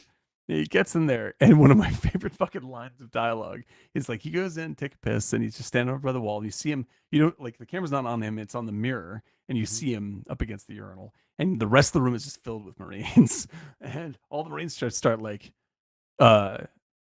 making cracks about him and saying just like, I guess he's having trouble finding it, right. Finding his dick, and just like, well, he does have to get through 14 buttons, right? And Nicholson says, yeah, the buttons are a problem. If I were a Marine, I just have to take off my hat. And instantly fight breaks out. Mulhall's in there, just like fucking everyone. And like, again, this is like schoolyard fucking around. Yeah. Like, there's no point to it. There's not that they don't have like a thing. And like with it, and the fun of it is countered by the fact that like they're on the same side, right? This is the only way we know how to even get joy out of life is to fucking fight each other and cause troubles, and so like there's an undertone that is meaningful, but it never lets the scene get away with that. Like it is a fun sequence with good lines and Nicholson's hysterical and all that kind of stuff. And they're having a blast. And they're just like, fuck it, let's go drink and let's go drink, let's go blah blah blah. And the movie never slows down in that. It's just that they get worn down by the repetition of it. Right. And ultimately like, fuck, what else do we do? We fucking dicked away all our money. What is there left to do in America? Right. If it's all kind of a shithole. So What is there left to do in America? Yeah, it's just like you're getting a tour across America, and it's sometimes we start fights, and sometimes we steal things. Like, that's basically it. That's basically it. And then you just wander the streets until you hear some chanting going on. Oh, another great bit, man. And maybe my favorite line in the movie, like when they're walking down the street and they hear these hippies chanting in this brownstone or whatever it is. And they walk in and it's like open, come and be a part of the chant group. And they just go in and watch this crew, like this multicultural crew of people, chanting, and just like the complex little chant. And it's like, Amana Padme or whatever it is. And they just repeat it. And it's like all these people getting up and giving testimonials about like what chanting has brought them. And like, I just got, I wanted a girlfriend. And so I chanted for that and I got a girlfriend. And then everyone's like happy and singing and all this kind of stuff. And Gilda Radner shows up. And Gilda Radner, that's her first movie. It's so weird. And like Mulhall and Badowski, Badass are just sort of like, fuck is this shit? Right. But you can see that Randy Quaid's a little sort of taken by it. He's taken by it, and he also looks at it as hope. Like maybe if I chant, I can solve all my problems. I can fucking get out of this somehow. All right. And there's this line when they're watching them, and all these guys, like all these hippies, are just singing like almost like aggressively happy. They're just like, yeah, it's great. All this. Right. And Nicholson just goes, how come all this fucking, like, I watched this, how come it makes me so fucking sad? like this makes it worse. Yeah. Like, you look at the way the world is and look at these guys, like they're off, in some made up land of happiness, and he's just like, this is horse shit. But it really captures Quaid's imagination. And he starts chanting, even though they've gone on to go drink in another bar and whatnot. And he's there at this bar, and he starts chanting away and deciding what he wants to chant over. And this woman comes up, and she heard him chanting, and she's like, "You should come hang out with me and my friends." And and Nicholson's just like, "If he gets pussy out of this, I'll eat my flat hat." Yeah. And then they go back and they hang out with the hippies. They hang out with the hippies. Oh my God, man. And the woman is just talking to him and she's like, oh, I can't believe he tells her the whole story about him going to jail. And she's like, that's horrible for $40, et cetera, et cetera. And then what's funny is the Nicholson and the other guy, they try to hit on the girls. Oh, it's like Nancy Allen, right? Yeah, it's Nancy Allen. Let me tell you what a man does when he's sailing. Right. By the way, Nancy Allen was supposed to play the prostitute. She was in a movie though. She was, but she was supposed to play Carol Kane's. Carol Kane's part. Right, but she said she didn't. She was too nervous to act and talk while being nude on camera. Oh, do the nude thing. That's such a beautiful. That's too bad. It's such a great scene. I'm glad it's Carol Kane, because Carol Kane's a better actor. I mean, no offense to Nancy Allen. Nancy Allen's a pretty good actor. But Nancy Allen was really funny because she's basically just, the way she dismisses him is just like, just. Yeah, it's great, dude. It's great. And the other guy, Mulhall, looks at him and says, those two girls would rather have sex with each other than have sex with you. It's so good. And then, like, this is what I love about Ashby, is like, Ashby is not like, there's plenty of movies in the time period that are like, make fun of social movements of the 70s or make fun of the hippies or whatever it is. Like, Ashby isn't really doing that here. Like, it's a little bit, but no more than he's making fun of, like, and he was a hippie himself. But he's a hippie. Ashby was a total hippie. And so he's like having sort of a coy look at it from the outside, so you can see where Mulhall and Badass are coming from. Right. But he also through Quaid is like saying, but you have to have some kind of hope. Like, Right. when initially Randy Quaid thinks he's gonna get to have sex with a woman, Right. the woman, it's kind of a comedy scene where she like starts to take off her shoes and she's like, and I'm just gonna give you something very personal, and then she's like, I'm gonna chant for you, Right. and you think that that's sort of like just the punchline, but ultimately you're like, well, that's kind of sweet, Right. Well, Like, first she says, I'm going to help you escape to go to Canada. Yeah. And then she's like, no. I says, I couldn't do that. I couldn't do that to my buddies. Yeah. Right. My best friends. They're my best friends. Right. The two guys. And because they'd get in trouble if I left. Right. So I can't do that to them. So I'm going to have to go to jail for them, which is also kind of crazy. Well, it shows like it's a beautiful statement of how he looks at his experience with them. Right. And at the same time, it also shows how naive he is. Yeah. Of course he is. He's a little kid. He's a little kid. Like he's looking at it in this very, very cartoony way. Yeah. And it would be like it would be absolutely reasonable for him to be like, fuck this, I'm out. Like no friends are no friends. Like I'm getting fucking screwed for 8 years for almost stealing $40. Right. Like that's ridiculous. But yeah, like Ashby's so good at sort of gently handling this stuff. Like he never lets people become cartoons, and he always tries to empathize with whoever is on screen, with even if it's a total asshole. And like the biggest cartoonish character they have in basically the whole movie is the one guy who insists on talking about Nixon. He's just really pushy about it. You saying that you blah, blah, blah. And just what like, about Nixon? What about Nixon? It has nothing about Nixon, right? It's just this. He doesn't give a shit about Nixon. Who gives a shit? And then the other girl is like, "Did you go to did you go to Vietnam?" It was like, when a man says you gotta go, you gotta go. You gotta go. And it's she was like, wow, yeah, wow, dude, it's so deep. And the thing is, like she's like, oh, like this, and like. He says it, and he's just saying it matter-of-factly, right? Sure. This is just the case. That's and my job. I'm receiving it like, that's really sad. Like this Right. it's what you're saying is literally true. That's your situation, and this is very sad. Right. Like she's taking this like some weird spiritual something or other, and I'm just like, no, that simply stinks. Yeah. There's nothing else. That's just a shitty thing to do. Yeah. Which is funny. So you think that Meadows is going to end up getting laid, but he doesn't. And he's like, oh. Yeah, exactly. Yeah, but he keeps on chanting anyway. Keeps on chanting, right? It's like, okay, so he just keeps on chanting. So then they take the next train to go to Boston.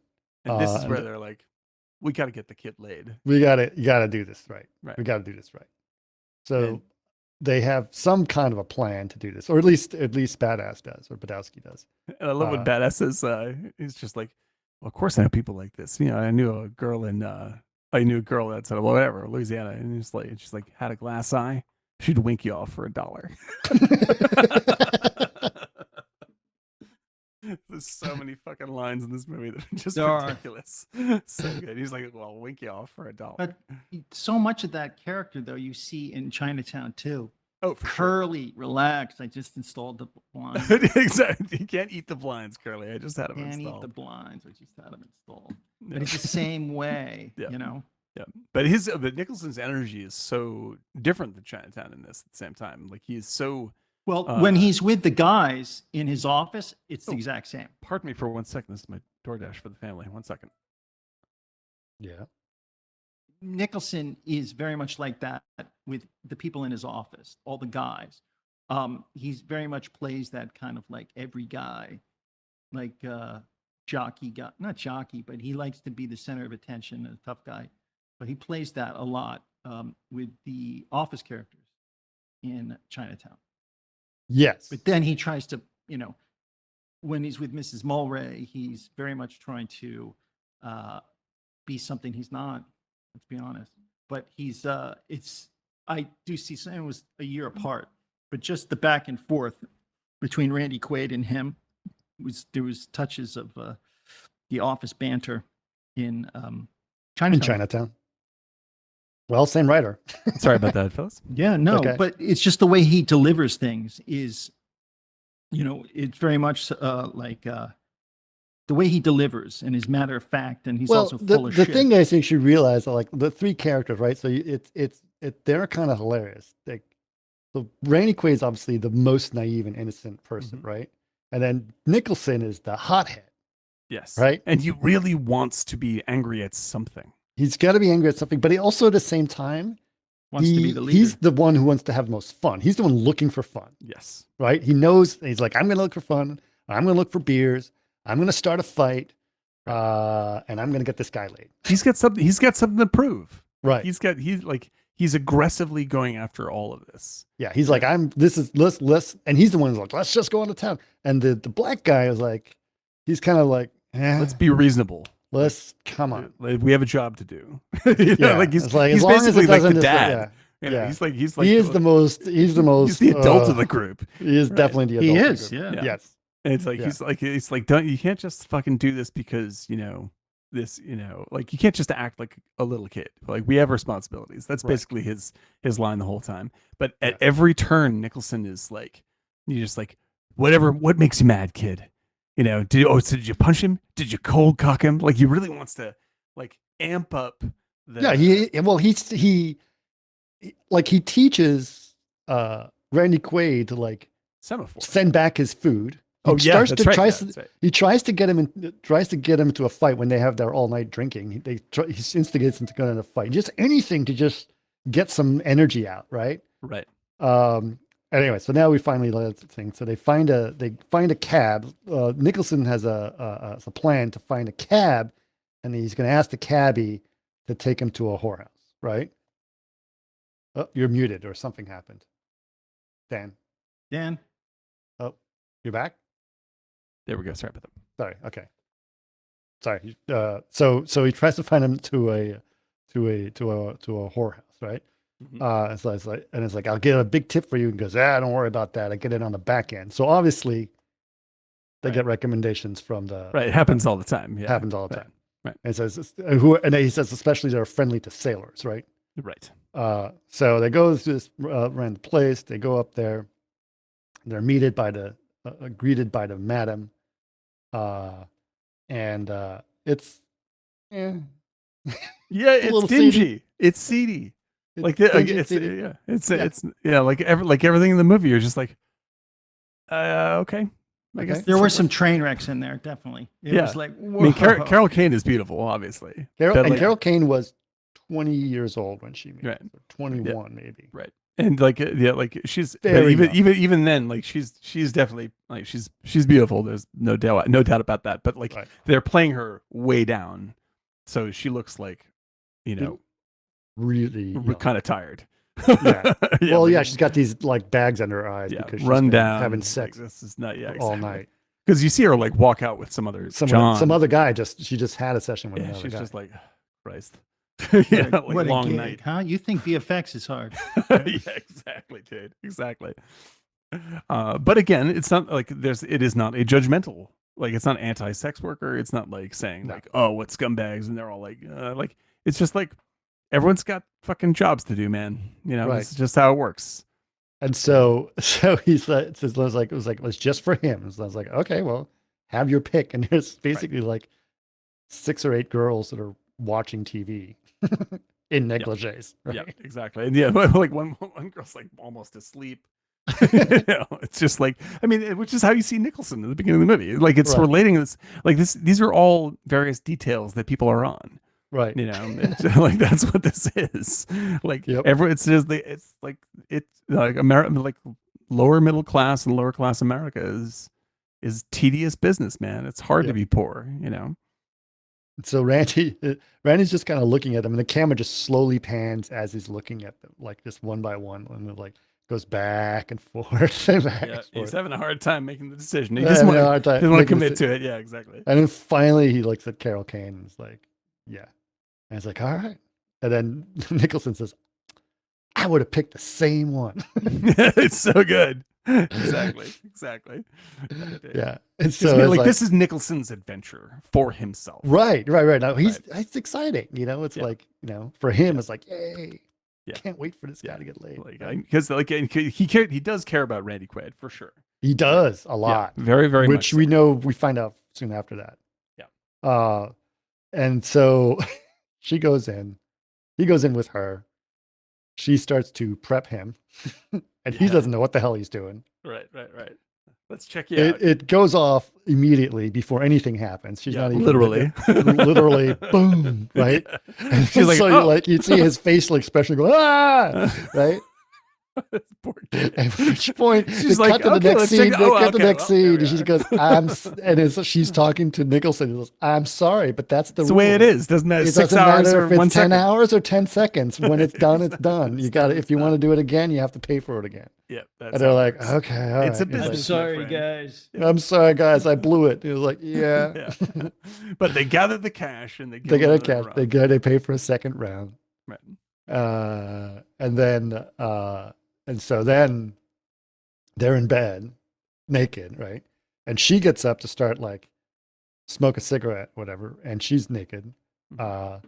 And she tells him, "It's like, well, you did good." And he's like, "A little rough start, but then you took it to like a duck to water." And I was like, that is hilarious. That's just to hear that. Like, And I just exactly and like there's a sweetness to that scene that I really Very love. sweet. There's a real beautiful sweetness. Yeah. Yeah. And I'm just because like she is like she's not much older than he is, right.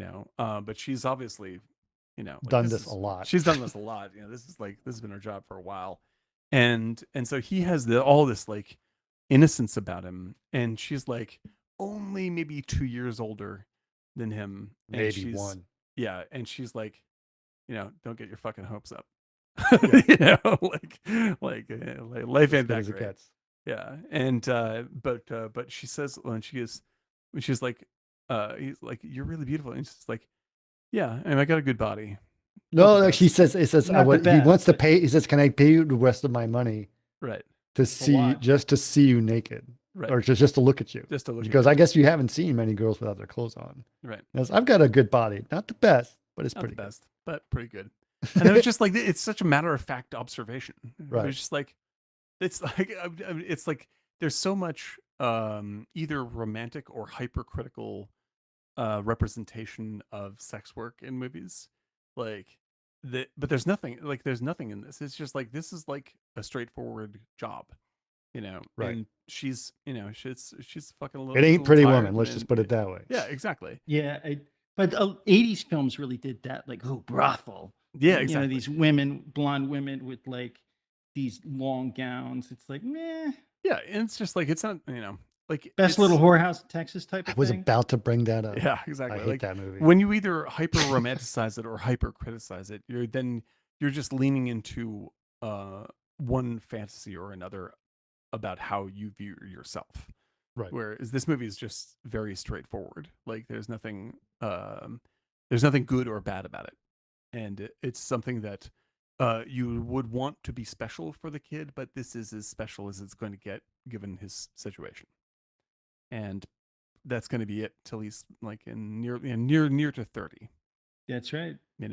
And so like the movie is like Ashby's really good at finding like these really like just a moment of beauty in that simplicity, and then it just goes away. And that's why like he does this in Being There He as just well. gets real moments and real people. Yeah. And that's his thing. It's very natural and it's true and it holds up over time. Yeah, it's really really something. Like this, like his as a director, he's like, I don't think there's like even the very best directors today, like Fincher and Villeneuve and people like that, like they are very very high style craftspeople. That's Like right. they're very like everything is There's hyper. no realness. Yeah, it's not like that, and it's not a criticism of them. That's not what they're No, doing. Right? That's what the market is. But yeah, but there's he was- nobody who does this stuff. Like that works on say the Villeneuve level, but does. Who directed Little Miss Sunshine? Because that's pretty close. That's very good. Like I think that's very. I forgot who did that, but yeah, there's some good examples that are solid, and Right. and actually there's way more good stuff on streaming, I'd say, than in movies. Yeah, like, there's- streaming's really good. Yeah, Streaming's like, got great stuff now. right. Like Atlanta has, even though Atlanta is largely sort of like a little bit of a fantasy show, it also has some real, realism to it on Yeah. occasion. That are very touching. Mandalorian too. Mandalorian. Oh, yeah, the depth of Mandalorian. Oh God, I couldn't even like. I was in mild support of those first two seasons. Like I started to watch the third season. I was like, nope, that's it. I'm out. I'm out. I can't do it. I'm out. I'm not even going to get into the conversation. I can't do it. Yeah, Biloxi Blues actually that was another one that That's good. that was pretty. That's that the was nice a one. I like funny that one quite a bit. prostitute scene as well. Yeah, that's a good Okay, so that's a sweet scene, and they walk away from that. And so then they're kind of wandering the streets, and they still have a little bit of time. And they're like looking, it's like, well, we still have time before we have to get to Portsmouth. What do you want to do? Do you want to get on a burger? Do you want to get some beers? Do you want to go to But the they have movies? that It's like, argument in the street, whether Portsmouth is in Maine or Massachusetts, don't they? That's right, of course. It's on the podcast that they do later in the Navy. right. And I said, and he says, no. And Randy's Quaid says an awesome line. It's like, no, I've done all those things once. And the first time you do it is kind of special. I like to keep those memories. Mm-hmm. And I was like, that's a beautiful way to look at things, you know? Yeah. Like don't overcook it. Don't overcook it. And then it's like, oh, what a crappy day. And it's, the weather's really crappy. And they're like, yeah, if it was a nice day, if it was the summer, we could have a picnic. And they're like, and they cut to, they're in the park and it's snowing and it's freezing fucking cold. Freezing cold, and they're trying to have a picnic. Well, like on a tiny public grill. It's like, right. They're breaking sticks to light. Nicholson is just holding a beer, freezing. Forgets the buns. It's just like, and they have hot dogs and they're just eating them off sticks. Everything they can do to make him happy. Yep. Anything, all the right? Time. All the time. And then Nicholson says, the guy sort of behind them, and then Nicholson's talking to Mulhall, and he says, kids come a long way, which is really about talking about himself. Yeah, exactly. Right. Thanks to me, he's come a long way. Yeah, exactly. Like I have come a long way. I have come a long way. Yeah. Yeah. And he's really sad. You can tell he's on the verge of crying, knowing that he has to take this kid and send him off to prison, because he says he's going to get beat up by all those Marines in there, and they're just going to treat him like shit for 8 years. And he's just going to be destroyed. And he's just really, really upset about it. And at which point you can see that Randy Quaid sort of overhears him and decides to run. Make one last stab. Slowly, but it was very comical too. Yeah. It's very it's not going to work. trying to, and it's almost as if what you doing? It's almost as if he is doing it to make Nicholson angry at him, so it's easier for Nicholson to drop him off in jail. Right. I think that's why he does it. Yeah, I think you might be right. So at least there's a little bit of a motive, because the way he thinks about it before he does it. I think. Say that again. What did you say, Chris? I think he runs off knowing he's going to get caught and piss off. No, I think he Nicholson. hears that he has sympathy, that maybe if he just walks away slowly, that's his thinking, because he's naive, that they like him and they feel bad, that if he just walks away, they'll just let him go. And that's why he, as a little child, he's like, huh? What do you mean? Right. What do you mean? Where's he no, going? No. What he does, he starts doing the flag signals that they do in the Navy, and he says bye-bye, and then he bolts. But he puts his hands up first, like, hey, what are you doing? Like a parent. And so it's basically my feeling was that he was just trying to see if he can just leave, because it's like it's starting to hit him. I really saw it as him trying to. Yeah, I think there's a little bit of both, actually, because like when he's the way that he's sort of like the way he hears it and thinks about it, like you see him thinking about that relationship, So unlike when he panicked on the train, I think there's a little different process going on for him right there. Yeah, he still wants to get away if he fucking can, for sure. But it's a more complex. It's a little more complex scene than like waking up and panicking. Yeah, but the panic is still real. He does not want to go to prison. Like, it's very, very serious. And the first time you see this movie, like a lot of 70s movies end in abrupt badness. And when Nicholson pulls his gun, you're like, is it going to be one of those movies? Right. Yeah, he pulls his gun on him and just starts punching him really hard. Like, he's very angry, right? Yeah, and it's really just angry. I mean, that's why part of it is like, I think he did it on purpose. Like, but at the same time, he's just angry that he has to put him in jail. Yes. Really angry. He's taking he doesn't know what to do about all that anger. and then bringing him to prison is so like Hard. it's hard. it's so hard, and they don't play up any kind of No. shtick. They don't try to do some big, this is not like the Green Mile or that Yeah, stuff. there's no The weepy 80s laugh film, lines. all they had to do Yeah. was wait 10 years because it would have Yeah. been done that way. Yeah, They would have been had, like Morgan And the Freeman, door like, closes "Well." in front of their face, and she's through the glass, and she just puts her hand to the glass, like, Yep. "You're my brother." Say, I've really changed and grown as a person from being on this journey with you. You No, that come didn't on, happen. kid, get out of here. That didn't happen. You'll be That all didn't happen. right, kid. They show up. They show up with the guy, the And he three of looks in them. his Some guy says, pocket, "On the and dollar, there's we like got a prisoner here," and then they just Half a take, hot dog. And he's like, They just kid, take he him, snuck and he it in still there. has. They still have blood on his head, right? He still has blood on his head from being beat up, and they just grab him, take him, and just he's gone. There's no Yes. goodbye. That's it, and you do not see him again.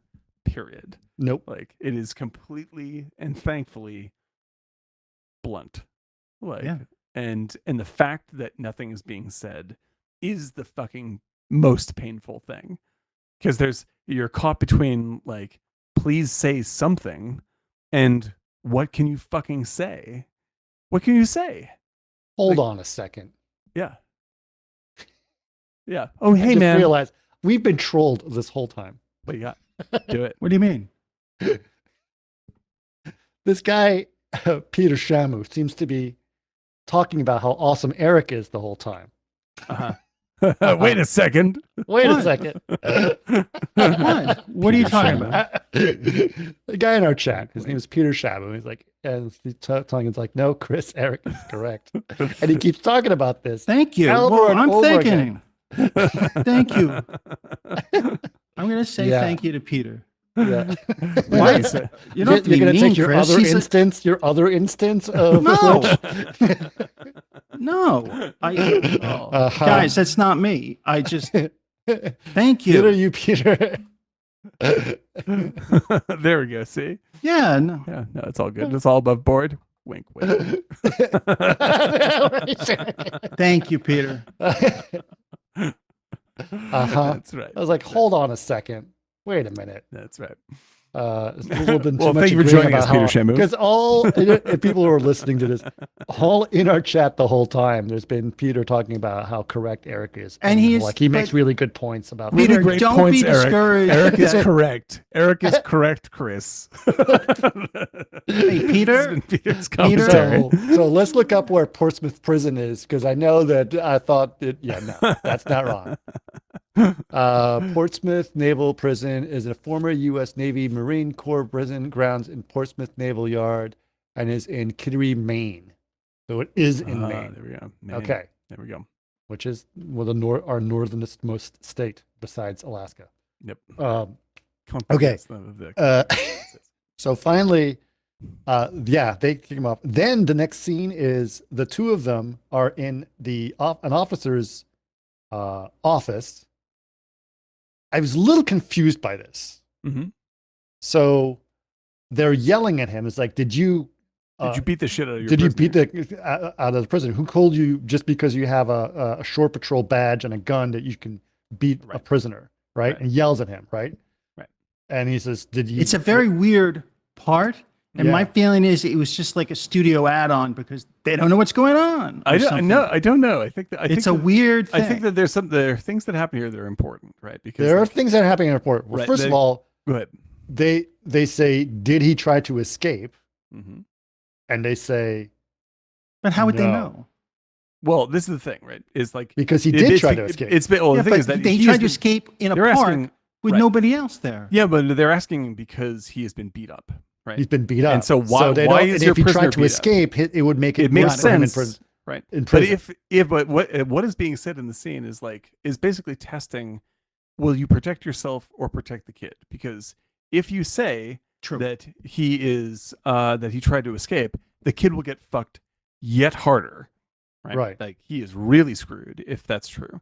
But if they beat him up for no reason, then they're in trouble. like, and they're going to get fucked. And it's a decision on how close their friendship really was for Nicholson to like be. No, he didn't try to run. We beat him up basically for fun, right? Like that's how we roll, right? And that's what he's saying, and that's why the guy then says, the guy is like, I'm going to look for something to fuck you over then, and it looks like your orders were never endorsed when he's leading up to saying, so you're AWOL, right? And you are now I can really fuck you over, and that's when whoa. No, see, that's the thing. He's like, according to these, you were never signed. You're still in Virginia. You're still in Virginia, right? So or the paperwork is wrong, right?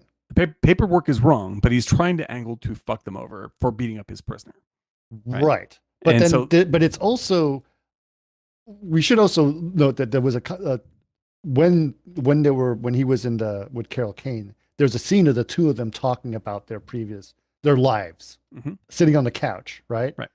The black guy talks about he talks about his ex-wife, Nicholson does, and the other guy, basically they're like, yeah, we're in the Navy for life. There's nothing else for us, right? We're lifers. And so if they get screwed by the Navy, they're screwed, right? Yeah. So that's the statement. But then the guy says, you have never left Portland, right? You never left Virginia. Right. And you're now AWOL, right? So that would be really bad for them. Right. Right. And so like this is the moment. Nicholson says, I want to speak to your XO. Right. Like Nicholson is taking control of the moment in a way that he would not have before. Right. Right. He is a go along to get along guy, obviously, in the Navy. That's why he's a lifer. Right. And he is like, because of the journey he has been on, he is now like, well, I have to roll the dice and stand up for myself in this instance. Like we have to stand up for ourselves. Oh, and we should note there was another scene that we skipped over.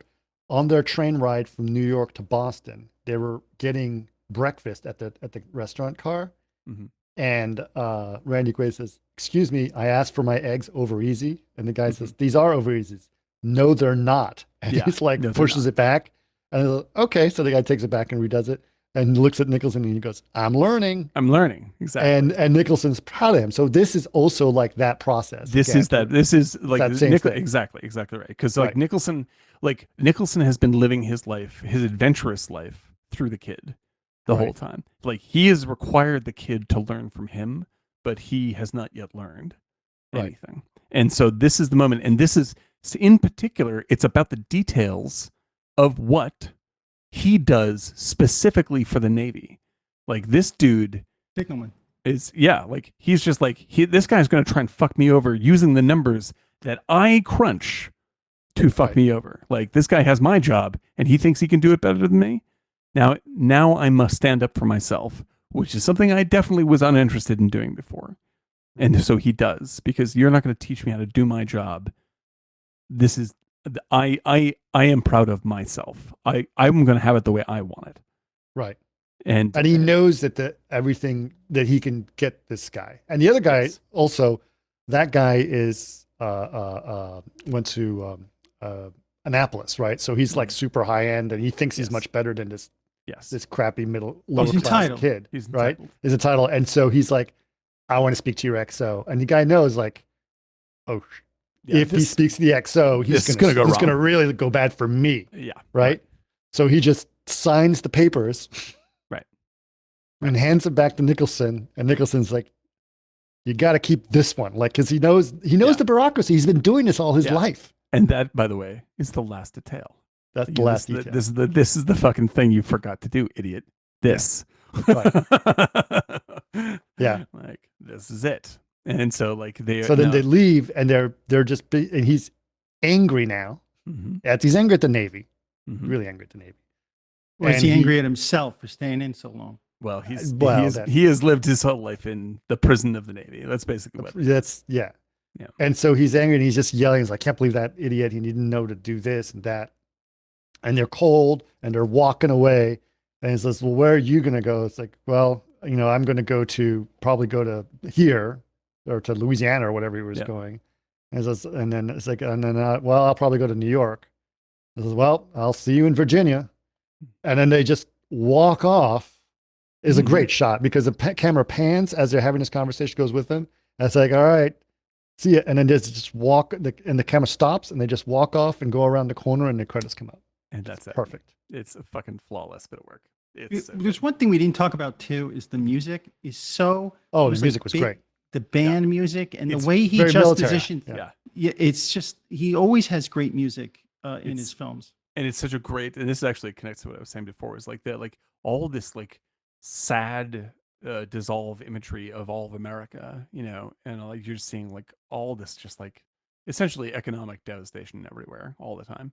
And then the music is Yeah. and you're like, this Yeah. is Joe. the opposite of what I'm seeing all the time, you know. And it's only in the last section of the movie when there's different music that's really kind of mournful, and it's really powerful that he saves that till the end. The rest of it's like we're above it all ironic commentary, and in the end it's just like, no, we're all in it together. Yeah. And it's such a this movie gets me every time. It's a timeless bit of work. It captures a truth about the connectedness of America and how like we are all in it together. And it's so self-reflective without being overcooked about it. You know, it There's a guy named Robert Frank, a photographer. Mm. It reminds me sometimes of stuff like that. His The work. Americans, this book, The Americans. Yeah. Yeah, absolutely true. It's great. That's a great call, definitely. And it's haunting without being overbearing. You know, it has something to say, but it's always fun. Like it lets the characters have fun the whole time, and doesn't get too heavy. And that kind of weird, deft character touch is something you really only see in Ashby pictures. It's like you watch Being There, you listen to our thing on Being There. It's just like it's supernatural how well he handles actors. Mhm. Like it's just incredible what he gets out of people.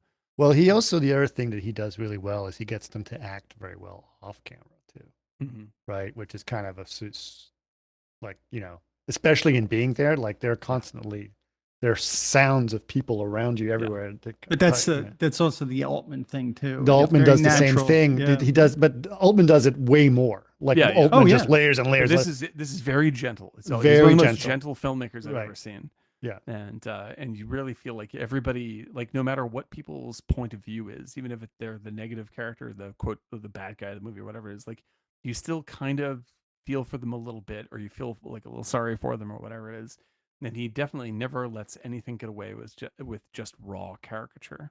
Mm. And when it would be really easy, because he wants the movie to be easy to watch and fun to watch, and to be like, you watch Shampoo and you watch all this stuff. Like Shampoo's a fucking laugh ride. It's incredibly good, incredibly funny. Oh, it's so sad at the end though. But it's so fucking sad. Yeah. It's so like it sneaks up on you. You're just you don't even realize how sad you are in that movie until the end. Right. You know, and it's really. I relate to Ashby more than I do Altman. Generally speaking, yeah. Like Altman has like 3 movies that I hold very close, but Ashby is every single time out of the gate he owns it completely, And I it think- holds up like and it holds up incredibly. incredibly well. And like unlike Altman, and this is not to criticize Altman, but Altman is very Altman about it, right? Whereas Ashby, I didn't know that Ashby directed all these movies until later, and it's just that's how sort of like He in the doesn't background, infuse yeah. himself. The actors infuse themselves. Yeah, exactly. Yeah. And this is just a tremendous example. Like you could watch this movie and not even realize how And the much people who worked with him or for him loved him. loved him.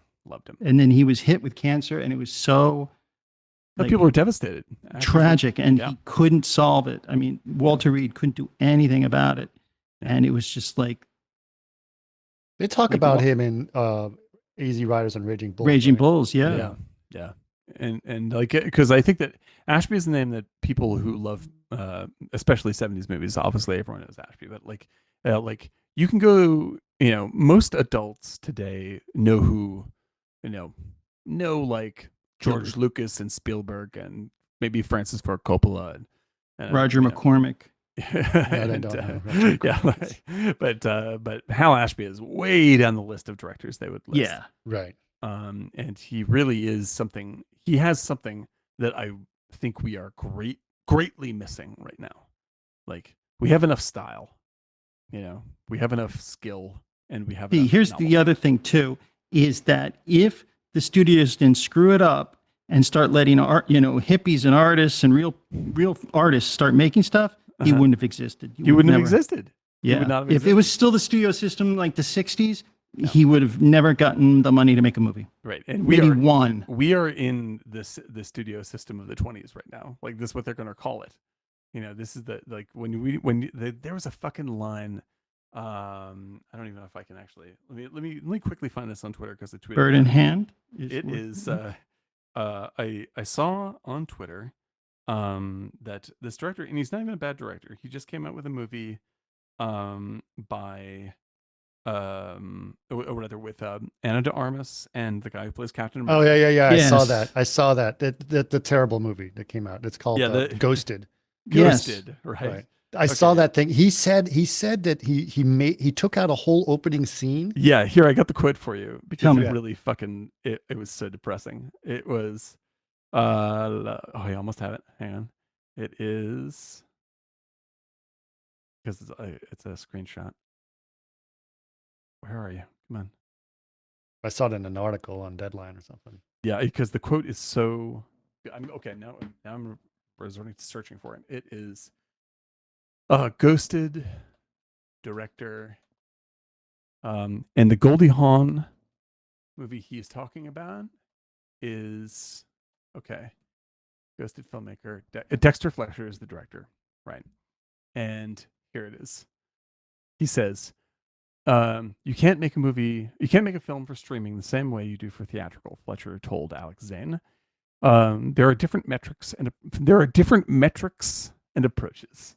There has to be for the very reason that people can turn things off very quickly. The Rocket Man filmmaker continued to say that he had initially planned for a long and elaborate opening sequence for Ghosted that involved Ana de Armas driving a car through a mountain pass, in reference to a scene from the 1978 film Foul Play, starring Goldie Hawn and Chevy Chase. Fletcher said he took the scene to Apple, who said they understood what he was attempting to create, but raised concerns about whether it would resonate with a streaming audience.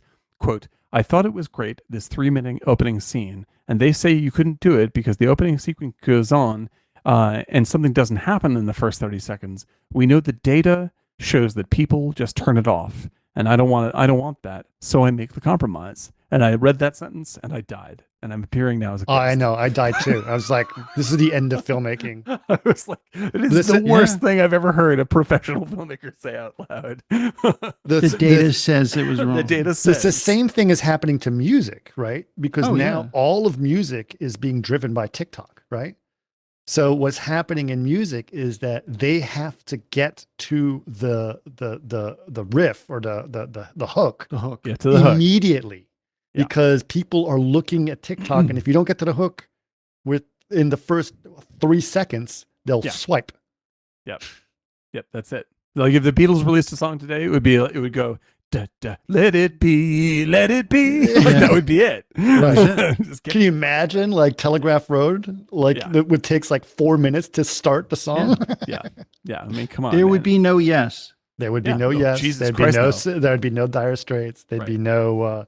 There'd be no Led Zeppelin. There'd be no Pink Floyd.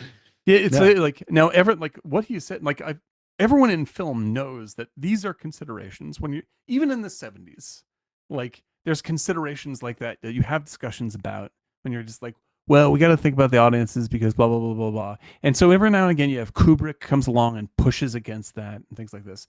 But nobody is so broken down that they say it out loud like this guy did, where there are metrics and where you're just like, and so we know after 30 seconds, this. I was like, well, first of all, he's not making any work of art here. he clearly knows this. Because Ghosted is a terrible film. Like, it doesn't have to be. Have you I seen know. it, Chris? No, but trust me, I don't have to see it to know it's a terrible No, film. I mean, I'm sure. But it's it great. did I have get a question the for you. How but it is did it? get the highest rating of anything Apple has put out so far. Of course, it's got Anna de Armas, who's incredibly gorgeous. Right. Like, there it is, and famous superhero. But Chris, can I ask you a question? For just it, and I'm not trying to bait you. How is it you can watch a Marvel movie and I mean, you see this trailer and you're like, oh, it sucks. I mean, I look at that trailer; it's no shittier than Guardians of the Galaxy stuff. I didn't say Guardians. Like, of the Galaxy was No, good I'm either. saying I don't know. What does Peter think? We should ask Peter. What does Peter But- Shamley think? But that's the thing, right? Is like, I mean, like I can look at him. I can look at a trailer for Ghosted and make an assumption that it's terrible. That said, if I see Ghosted and I enjoy it, I wouldn't lie about that. Like, I'd be like, actually, I really liked it. I really liked it, because, like, I will say I actually did like the other movie that the Rocket Man. no, not Rocket Man. Actually, I like Rocket Man. It was good. But the what's it called? But he didn't answer my question. But as Well- you're thinking of that, all I'm saying is you saw the trailer and it said it looked crappy. I saw the trailer, I said it looked crappy. But I also am like, how different is it from a Marvel movie? I look at those It trailers. isn't. And, Well, no, I think actually, it's I'll tell you- crappy. I tell you why it's different from a. Well, I think it is. I actually do think it's crappier than a Marvel film. I think Marvel films, the only thing that's keeping them alive is people are like want to continue the story. Right. Right. When it's already like- done, which is already done. Right. They're Yes. like, The oh story no, is let's just over. keep Put it the dolls going. away and go home. No. We just get, we just keep going. Yeah. But Right. Mom, 5 more minutes. Like that kind of situation. I mean, when I Right. saw the ad for Quantum Mania, like, I made fun of it. It didn't look good. Well, look, heads rolled after that. Yeah, I mean, it looked bad. And Which I'm not movie? I mean, like, Quantum Mania, the Ant-Man. Quantum Mania. Yeah. Yeah. I mean, Like- it's pretty much one of the things that caused Victoria Alonso to get fired from Disney. Yeah, like, it looked like a bad movie. And I'm not even Really? talking about the effects. I'm Mhm. talking just like, I was like, this looks like a very lazy, bad studio effort. It may be looked great. like it was written by an AI. Yeah, like, and the thing is, I mean, hey, like, don't and- knock AI. hey, it's true. Like, there will be, but like the thing is that it could be true that Quantum Mania is great, right? Maybe they just made a shitty ad. That may be true. Maybe that's true for Ghosted. I don't know. But like the where I can retain my integrity is if I do see it and it's good, I won't kid myself or lie to look good and complain. Like, I'll be like, that was really fucking good. I'm surprised. The ad looked bad and it was good. But like, I can't give it the benefit of the doubt based on a shitty trailer. I'm like, well, it looks like shit. And then I hear the director's quote and I'm like, I want to see this less now. Like, Well, Is I he thought it was walking? interesting. Is he walking away from it in a way, or is he just kind of like it he's sounds saying, like this he's is the just, reason like, why please- No, he's stinks embracing on it. He's making a ton of money off of it because Of course. the movie's doing very It's a well on business. Apple, and so he's super happy about it. So he's like, "Oh, I'll do whatever to please Apple." He's like, it doesn't matter if it's 10 seconds or 10 minutes. Yeah. Like, all went good. off. Good. Like, Now, one that's thing it. I should note that there's 2 things that you brought up. I do want to know one last closing things about The Last Detail. Nominated for 3 Oscars in 1974: Best Actor by Jack Nicholson, Best Mm-hmm. Supporting Acting by Randy Quaid, and Best Writing by Robert Town. So Mhm. Did he really? win or just nominated? no, they for all anything? none of them won. This is one of those movies that Bugsy Malone won, right? Bugsy Malone. Good. You notice that there. reference? Bugsy Malone. in Best Actor was, Succession? I did. That was. I was like. loved In it. fact, I said to Anne, I was like, I bet I only know one other person who gets this joke. Okay. I was uh, like Bugsy Malone. Bugsy Malone. But that's the joke. kind of joke he says. The kind of jokes that I would say. Exactly true. I First was of all, literally like, you gotta be I kidding. would like to note here are the Best Actor nominees in 1974, talking Yeah. about exactly what you just talked about. Okay, you ready? Robert Hold on, Redford in quickly. The Can I just Sting- say?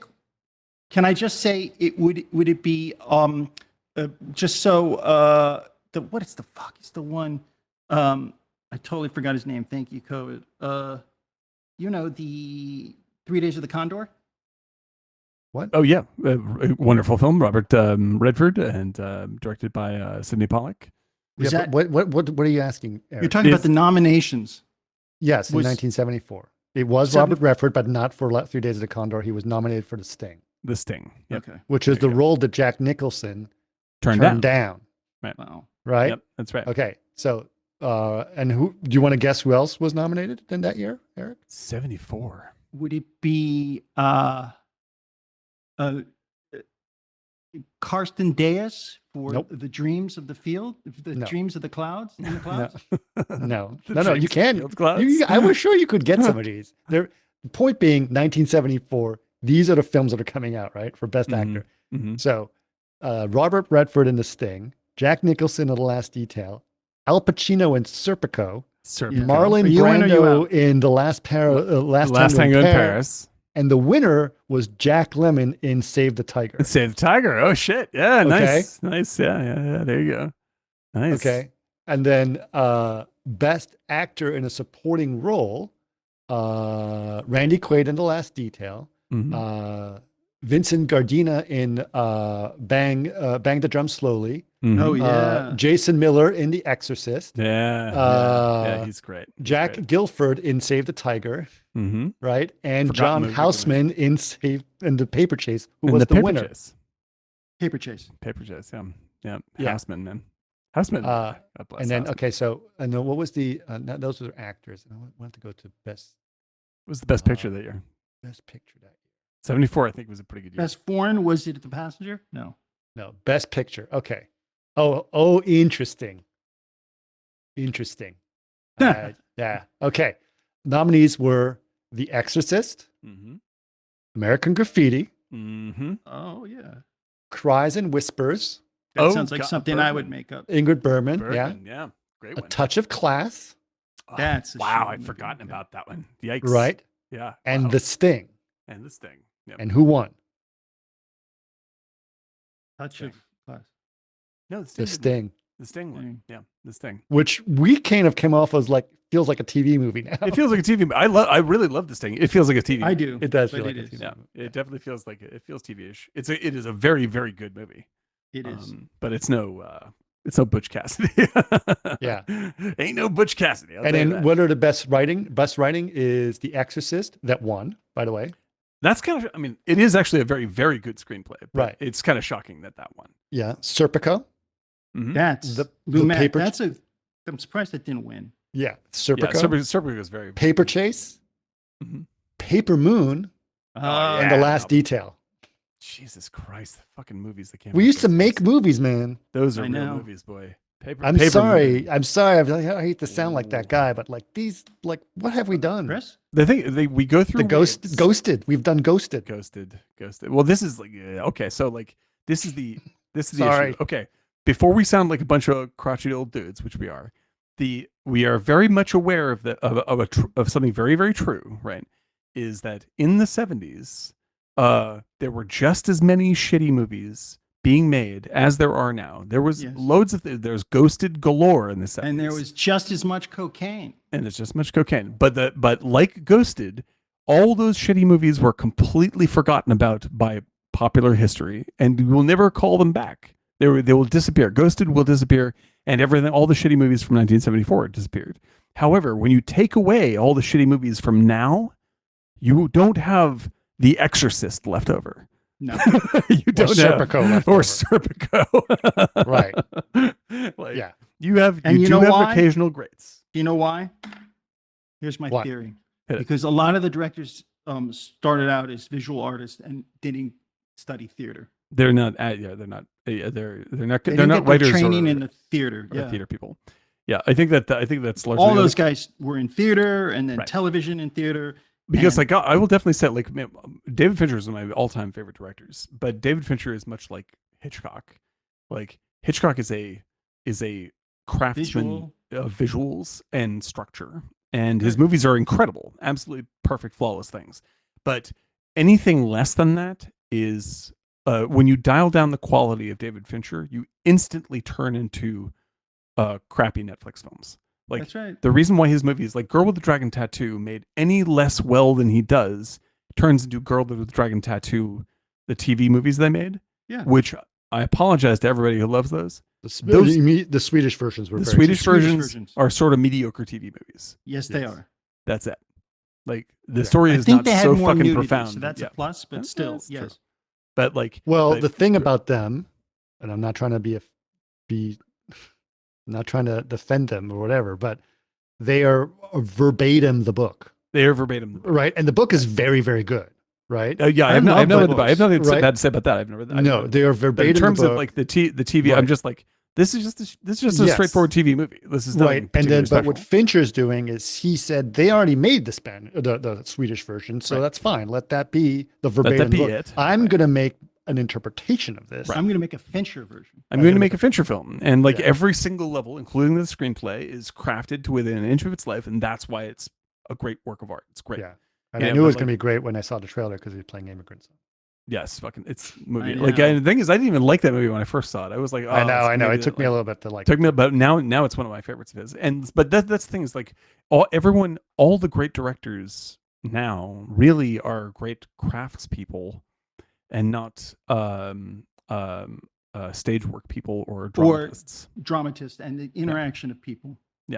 And so we don't have the Sidney Lumet of the 2020s right now, you know, and like it doesn't mean that we can't have it, you know, like these people like there's people out there who could do it, but there's less and less encouragement of that from audiences, and to the effect where they don't like people don't even know to look for that stuff anymore, and then it's reinforced by the algorithm saying, well, you know, you'll be bored if there's too much fucking lead up, so let's get to I know. Just fucking- slave to the algorithms. And Yeah. trust me, it's going to get worse. right. Because And I'm we're going to be affected by this as we're much going to be as this is- slaves to the AI very Yes. soon. And this is not a generational issue. This is something I'm deeply affected by myself because, like I've said last episode, like I can name the number of novels I've completed in the past 2 years on less than couple of fingers, you know, and that's because I am That means so you only finished a couple of novels. yeah, that's literally it. That's And a weird way of saying what you just barely. said. I know. And I could I name can only that see in the less number than of one. novels I've read. Two. But But like, which is super unusual for me. Why not just say two? Well, no, 2 fingers. So you read 2 books. No, I read No, 2 less than 2 fingers fingers. worth. So one book. Okay, that's 2 then. No, 2 fingers worth. We should ask Peter about this. Peter, Shamu, what do you think about this? Don't get him involved. He's a new member of our community. He's a And you guys are novelist. I should be able to ask him. You guys are getting Peter after Shamu, him. you know, You're getting after Shamu, and I don't actually. Listen. I'm not defending him. I don't know the guy, but guys, you're always like, we need more listeners. I like we him. I need like more him. And then listeners. Shamu Well, comes on, you just he shit on should join Shamu. our Discord, actually. Yes. Peter Shamu should join our Please, Discord. And maybe Peter. he will actually be doing See if more you know frames anybody who work can with send you us. the link. look, I'm not a defender of anybody, but you wanted more listeners. Well, we got them. Okay, let's right. not That's scare right. them away. We don't let the fact that he doesn't exist get in the way. We have people that we have to care about here. Thank you, Ed. But like I am Very so mean-spirited. profoundly fucking distracted by I'm sorry. just my smartphone that I like reading more than 3 pages and sitting. My brain starts to wander all over the place now. Well, you put up 2 things on our Discord that I should know. Two YouTubes that were one. One was about snob stuff, which was great. Definitely go check that out. With the wisecrack thing on snobs. Yep. Yeah, really good. And in that one, he keeps talking about Babylon, how it's a movie that everyone missed and should watch. I have not Babylon seen it yet. Berlin? I love all that guy's films. So I've, Right. Babylon Berlin. No, Babylon the Babylon. movie by The movie came Damien out last Chazelle. year called Babylon, Yep. and Oh, it got first picture. really what got shredded. It got shredded. Why? No clear reason. It's No clear reason. offensive. It's long. It wasn't good. The trailer was not. That's It's a a bad clear reason. trailer. It wasn't It's a very. bad- It was yeah. No, it the was- trailer was okay. It didn't. It Just wasn't. you very didn't know what it was appetizing. about. And so and then when people saw it, they were like, it's sort of like garish and drug fueled, and there's lots of lewdness, and people didn't like this, didn't Right. respond well, and so like I just didn't catch up on it yet. I love Chazelle's movies. I'm a big fan of him, but I just didn't get to see it, and so I'm not surprised to hear from some people that it's actually quite good. Right. And then the but- second one that you put up was the guy talking about how he finally got around to seeing Blonde, and all he thought about was Blonde was really panned by the audience. Yes, still totally. And destroyed, he makes all the points that we've made on Blonde. But it's a really good video. It's like Yep, you absolutely. missed the whole point. Yeah, we're up our own If you think this is a that thing biopic, is a you great are film. myopic. Yeah, exactly. Yeah. So like that's the thing is I think that we have allowed ourselves to get roped into a pretty tight, a very narrow window of what is acceptable to watch nowadays, and both in terms of time and content, and it's our fault. It's the algorithm is the algorithm. It's just trying to make money. It is our fault that we do not press against this, and my fault that I don't press against it harder. And when I see something like Last Detail and wonder like where's the fucking Hal Ashby of 2023, it's because we do not upvote Hal Ashby. Hal Ashby does not put up TikToks. Yeah. And lost in the algorithm. Yeah, and there's no way to get that promoted. And the thing is, like I love a lot of TikTok, and I don't think there's anything bad at all about quick turnaround, flashy, like snappy, smart, funny, excellent stuff. That's not the problem. There's plenty of good TikToks, but there is absolutely no good, thoughtful, long form stuff, which is something that you get a very particular thing out of. I beg to differ. I think there's podcasts like Martini Giant that are long format, and they're great examples in streaming of things that are shorts. The shorts that I put up that are 1 minute long get way more views than it's the way it is. Than these long podcasts. You can listen to the 3-hour rant if you want to. If you've gotten to this point in the podcast, make sure and like us on YouTube. Special person. Thank you everybody, and including Peter Shamu. That's right. Peter, I apologize. I just want to say publicly I'm sorry for shaming you. Peter. Thank you, Dan. That's very nice of you. Oh, pass it on, please. Thank you. I hear he's hot. And I don't doubt it. Thank you, Peter. You're very kind. You're very. It's strange. I heard Eric's keyboard clicking just as that appeared, but yes. No, guys, I working on something else. I'm doing Wordle. Sorry. Doing a Wordle. All right. Thank you guys so much for being on. It was really enjoyable. And especially everyone here. Hopefully you guys enjoyed this podcast. I know that Peter Shamu certainly did. That's right. And if you guys should get some Shamu come back merch next week, Peter, because we do want you. We do want him. Don't get shamed away by Thrawn. Yeah. Don't let. There you go. Well, thank you, Jason, the real person out there. Yeah, that's wrong. Thank you guys. And if you guys want to join our Discord, here's a link to our Discord. Go ahead and click on that. We'd love to have you on. And it's a lot of fun. We have lots of great conversations on there. And it's actually getting quite chatty on our. Yeah, no, it's awesome. Every day it gets richer and richer. Did you see the new Z Frank? Oh God, that was funny. Holy moly. And disturbing. Very disturbing. He talks about those zombie molds that happen in bugs. Oh God. I thought I knew all of those things. The one he describes is the cicada?